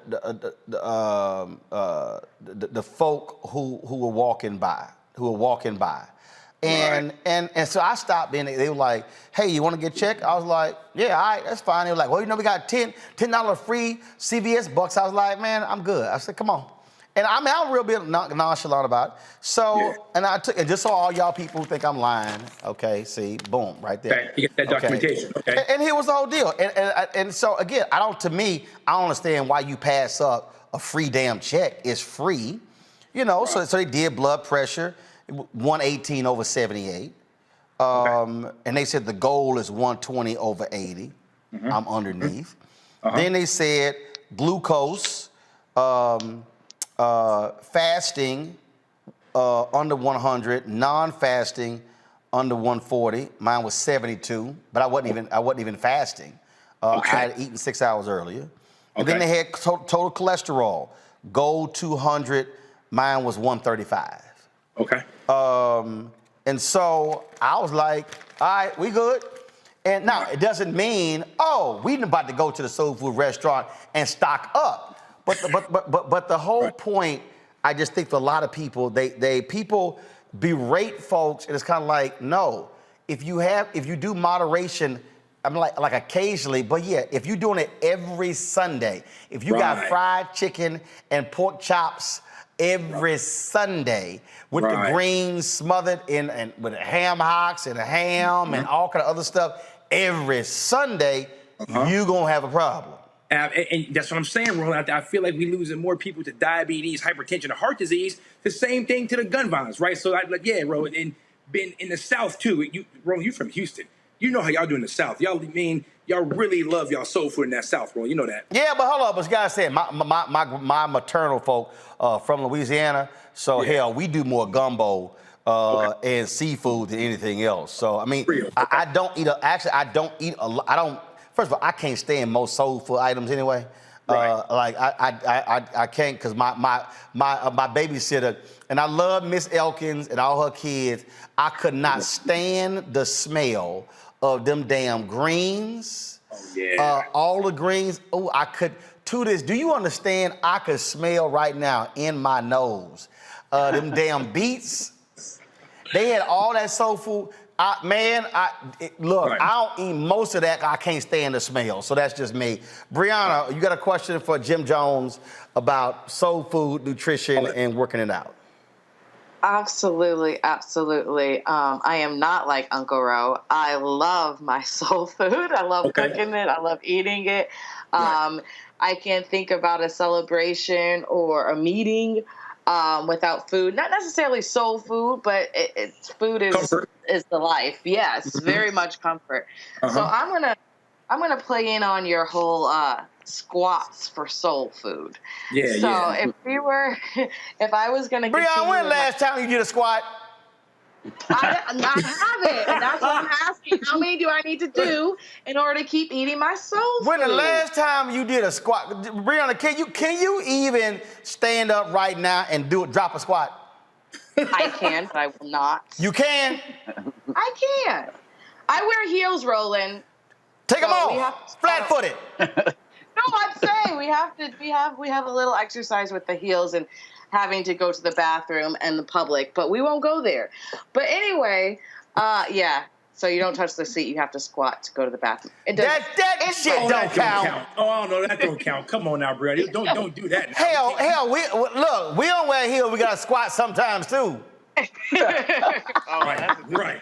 But how many squats do we need to have, or what can we incorporate for our? Do 3 right now. I am not. You gotta get. Come on. Go ahead. See, so I'm kind of go. You see, she like, damn, now he put me on the spot. Yeah. Now I gotta. So if I do 3 squats right now, what can I eat tonight? 3, I can eat 1 tonight. Hold up, I said do 3, and you said I want to do 1 tonight? I said if I squat 3 squats right now, what do I get to eat tonight? Okay, so you get to eat tonight, which you're probably already going to eat? 3-piece. No, Roland, no. Eat what you're going to eat, because I'm willing to take a guess right now.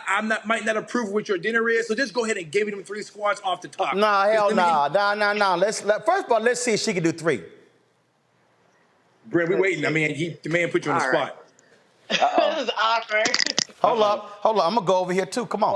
Let's see what you can do. Hold up. Zoom the camera out. Okay. First of all, you ain't even squatting. Arbery. You ain't even squatting. Zoom the camera out. You ain't even squatting. This is what you bending over. Right. You front. You bending over. Brianna, you bend over. That ain't no squat. Hey, He show said the squat. He said squat. He said squat. Come on. Go down. Come on, Brianna. Squat, damn it, squat. Come on. Another one. Okay. I'm squatted. My back is straight. Oh, hell no. Oh, whatever. Come on. You bending over. You ain't going nowhere, Brianna. You're not going nowhere. You bending over. Stop tripping. Oh, McConaughey, ask your question. Brianna tripping. She knows she bending over. She over here sitting. She over here. You guys are just trying to make me do too much. I did them. You bending over. You just poking your butt out and then coming back up. You ain't front. Go, McConaughey. Today is Mediterranean Monday, so I was going to eat soul food anyways. McConaughey, ask your question. I'm loving this. I'm loving this. Jim Jonez, is always a pleasure to talk to you, man. I've taken so much of your advice over these sessions, and I just appreciate everything you do. Is there a room for alternative meats and things in the soul food diet? You know, but people who don't eat beef, who've taken up Impossible and Beyond burgers and different things like that. Or are you of the opinion of once you start putting in the substitutes, it's just not soul food anymore? Is that something we can look into as well? Nah, you know what? We got to try to, and like I said before, we got to kind of change what defines soul food, right? Soul food doesn't have to be the fried chicken. It doesn't have to be the ham, the macaroni and cheese. Soul food can be whatever you want it to be. Just make it taste okay, right? That's my whole thing. I just want to change the narrative behind soul food. So, Brother Congo, soul food can be whatever you feel you want. If you want to have an Impossible burger and something else, that can be soul food. There's no, we don't have to cling to certain items that have to be soul food, if that makes sense. Like, brother, you interpret soul food however you want to interpret it, and that's what I want people to do, is change the definition of what we call soul food. It ain't got to be bad. I mean, soul food might be a Caesar salad, Roland. You never know. You know, soul food can be... Man, soul food ain't no damn Caesar salad. Brother, ain't no rules in life. You know, ain't no rules to this soul food thing. You just, you live how you live, right? Stop. Jim. Salad with extra mayo. Jim. With mayo in the salad? Oh, why? How you can put mayo in the salad? Brianna, did your ass just say... Brianna, did your ass just say mayo? She said mayo in the salad. I need 50 more squats out of you. No, hell no. I am, y'all not gonna see, Brianna is on suspension from the panel. You cannot, now she already made that mistake earlier talking about when I had to check her last time, talking about, the boomers, like these damn millennials doing something. Right. But, but now you're gonna sit here and, girl, don't even, okay, look, I'm gone. Jim, go on to a final comment before I cuss Brianna out. She crazy. Yeah, listen, man. Talking about that damn mayo. Man, ain't no mayo in my house. If y'all been following Dionne Warwick's tweets, I'm with her 100%. Hell no, can't stand mayonnaise. Yeah, and well, I make it homemade. I love it. You make homemade mayonnaise? Your black card, your black card is in review status. Her black. Brandon, you hold up, did your ass just say you eat mayo with your French fries? Yeah, I like a good truffaglioli. Hey, y'all, turn her microphone off. This getting embarrassing. This getting embarrassing. Lord, Jim, go ahead with your final comment. She lost her mind. What? All I'm saying is, let's just change the narrative behind what soul food is, okay? If you need some more soul food advice, y'all can holler at me at Jim Jonez, GYMJONEZ. That's on Instagram, GYMJONEZ. Please, y'all, holler at me for different soul food ideas. I'm gonna get y'all right. Thank you, Roland. Man, Misrespect 90 said this on YouTube, but her waist snatched though. That's what they said. Yeah, they saying Brianna, she looked like she in shape. Y'all don't let the looks fool you. All right, because she also looked like she wouldn't eat mayonnaise. Lord have mercy. Lord have mercy. I'm sure a lot of your viewers eat mayonnaise too. Hell no, it's an You ain't gonna never see a mayonnaise advertised on this show. I can guarantee you that. All right, y'all. Jim, I appreciate it. Thanks a lot. Let me go to a break. Then I'll be back on the non-mayo show, Roland Martin Unfiltered. Hell no, no mayo on the Black Star Network. Oh, that spin class was brutal. You can try using the Buick's massaging seat. Ooh, yeah, that's nice. Can I use Apple CarPlay to put some music on? Sure, it's wireless. Pick something we all like. Okay, hold on. What's your Buick's Wi-Fi password? Buick Envision 2021. Oh, you should pick something stronger. That's really predictable. That's a really tight spot. Don't worry, I used to hate parallel parking. Me too. Hey. Really outdid yourself. Yes, we did. The all-new Buick Envision, an SUV built around you, all of you. Betty is saving big holiday shopping at Amazon. So now, she's free to become Bear Hug Betty. Settle in, kids. You'll be there a while. Ooh, where you going? No charcoal grills are allowed. I'm white. I got you, Pearl. Yeah, illegally selling water without a permit on my property. Whoa! Hey! You don't live here. I'm uncomfortable.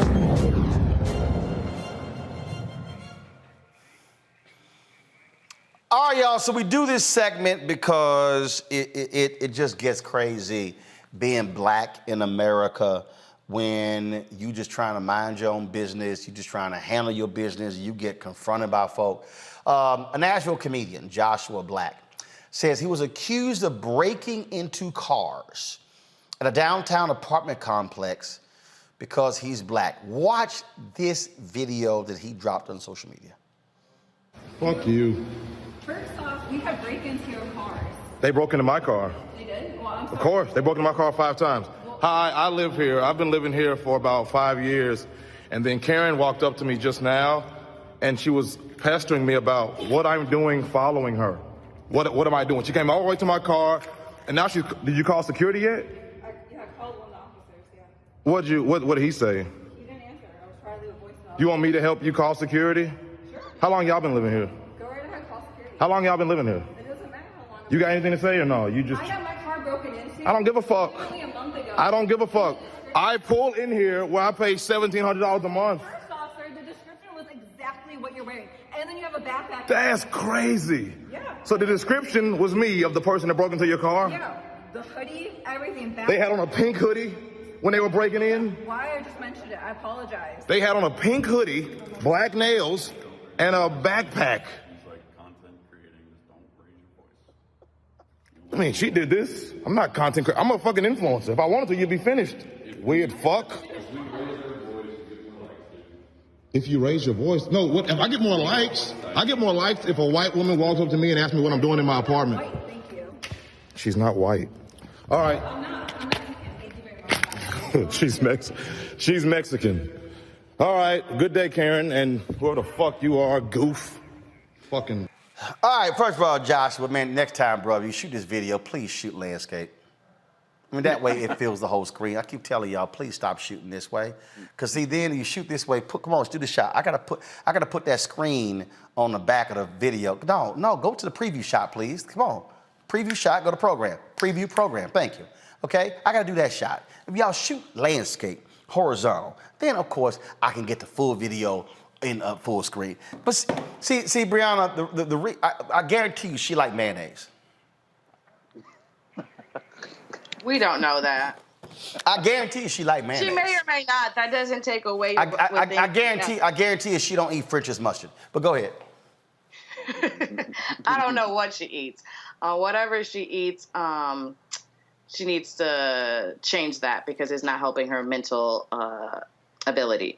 And she says she's Mexican, so I guess, white Mexicans can. Yeah, they are white Latinos. So I mean, let's just be. Yeah, there is, but that doesn't mean just because you're Mexican, which is a white Mexican, that means it's okay for you to be racist. And I highly doubt when he said his car got broken in 5 times. So this is a thing that's been going on and on and on. So when she's saying they described it in a hoodie, so that one person is going to keep on wearing that same hoodie and it's going to be pink. Right. McConaughey, that's the one that did me. He was like, so the person was wearing a pink hoodie with a backpack. With black nails on top. With black nails. Doing what was that for that movie? What do they call those? What the movie doing? Yeah, Spirit Fingers. Spirit Fingers. Oh yeah, bring it on. Yeah, man. He got her good, man. It's It's really ridiculous. And quite honestly, if she lives in the building, he lives in the building, he needs to go to whoever's in charge and talk about how he's being harassed. I mean, we got to start filing reports. I'm glad the documentation is there. I'm glad, the viral TikTok video happened, but I want to make sure that he's getting the protection and respect that he needs in that building. So he's got to make sure, file a report on her so he can stop being harassed, because this fit the description nonsense. It's ridiculous. But at the end of the day, if security does come and you get the wrong guard, you just set up for more trouble. And so I think at the end of the day, he needs to make sure that he's getting protected within the building from people like her. Man, I'm telling you. Brianna, go ahead. I think I was going to say that, the joke in itself was, he said he pays $1,700 to live there. He need to buy a house. Well, that's another story. He's probably a millennial. We'll have that on a different day, different conversation. Yeah. But no, it's these things have been occurring over and over again. Clearly, their security is not strong. So who is he going to have to protect himself? Not let alone the property, right? So I mean, he could keep filing these complaints, but I'm pretty sure these people who are paying all this egregious money, have complained about their car being broken in. It is documented, et cetera. And I don't think the property is doing much. So I would think him as an influencer, he probably should put his name of the apartment on blast so they can start stepping up. You know what's so funny? You keep talking about millennials and stuff. When I was in Atlanta, Judge Gundy, it was so funny. We were interviewing her for the show, and one of her staffers on Mocongo was like, "Judge, why are you always criticizing millennials?" She said, "Because y'all do millennial shit." Dog, I hollered. And that's what I'm saying. Sometimes you gotta check them to doing millennial shit. All right, we gotta go. All right, that's right. Such as eating mayonnaise with your damn French fries. I'm team no mayo too, Roland. I gotta keep it real. No mayo for me either. Just keep it real. Hell no. Sorry, Brianna. Mad love, but I'm team no mayo. Man, if I was single and took you out and you had some mayonnaise with fries, you'd be paying for your own meal and getting an Uber home. I'd be like, that ain't. No, she gotta go. No, can't bring her home. No mayonnaise with fries. What's wrong with you? What is wrong with you? I know Gen X has to have more chivalry than that over some shit. You mayonnaise and fries? You didn't see Pulp Fiction? Oh, goodness. You're missing a great delicacy. I'm sorry to hear it. Jesus. Man, I'm going to call some preachers. We're going to pray for you. I'll take the prayers. Not over mayonnaise, but I'll still take over the prayers. No, they're going to lay hands on you. We're going to get some holy water or something. All right, y'all. That is it for today's show. I am going to be in Houston tomorrow. Game 1. The World Series, my Houston Astros playing at home versus the Atlanta Braves. I will be there. So game time is 8:05 Eastern. So Avis is going to be sitting in for a brother. I might pop in the first hour from Minute Maid Park in Houston, but she's going to be holding it down. Fisk University, I'm going to see you guys on Wednesday on campus. I'm a scholar in residence there, and so looking forward to that. And then Friday, I'll be in Indianapolis for the State of Black America panel. Eddie Glaude, Alicia Garza, we're talking about activism, so we're going to be live streaming it here on Roland Martin Unfiltered. Saturday, Atlanta, I'm back. Game 4, Astros versus the Braves. I'll be in Atlanta for that. Sunday, I'll be in Los Angeles with Eric Dickerson for his golf tournament on Monday, and so we got a great week lined up. And so, busy on the road. Appreciate it. Juliana Malvo, she had to leave earlier. I'm a Congo, thank you so very much. And that millennial shit, Brittany, just... my God, did you just say mayonnaise with French fries? Ooh. You'll love it one day. Never. Okay. Never. I'm telling you right now, never. Never. Jesus will be back before I eat mayonnaise with French fries. Because you'll be in heaven. You're absolutely right. You gonna go to the gate of St. Peter. He'll be like, look at here. You can't bring that mayonnaise with French fries up in here. Girl, gone. Gone. Call Lucifer. But it ain't gonna work here. Ain't gonna work. That's a hell delicacy. All right, y'all, I gotta go. I'll see y'all tomorrow. Roland Martin Unfiltered. Holla!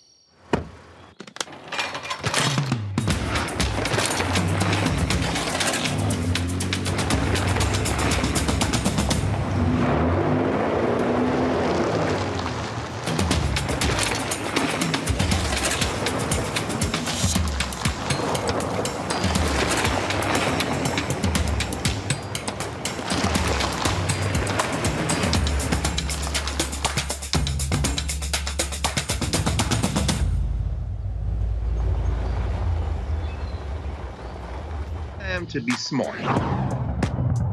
Roland Martin's doing this every day. Oh, no punches! Thank you, Roland Martin, for always giving voice to the issues. Look for Roland Martin in the whirlwind, to quote Marcus Garvey again. The video looks phenomenal, so I'm really excited to see it on my big screen. Support this man, Black Media. He makes sure that our stories are told. See, this difference between Black Star Network and Black-owned media and something like CNN. I got to defer to the brilliance of Dr. Carr and to the brilliance of the Black Star Network. I am rolling with Roland all the way. Honored to be on a show that you own. A black man owns the show. Folks, Black Star Network is here. I'm real revolutionary right now.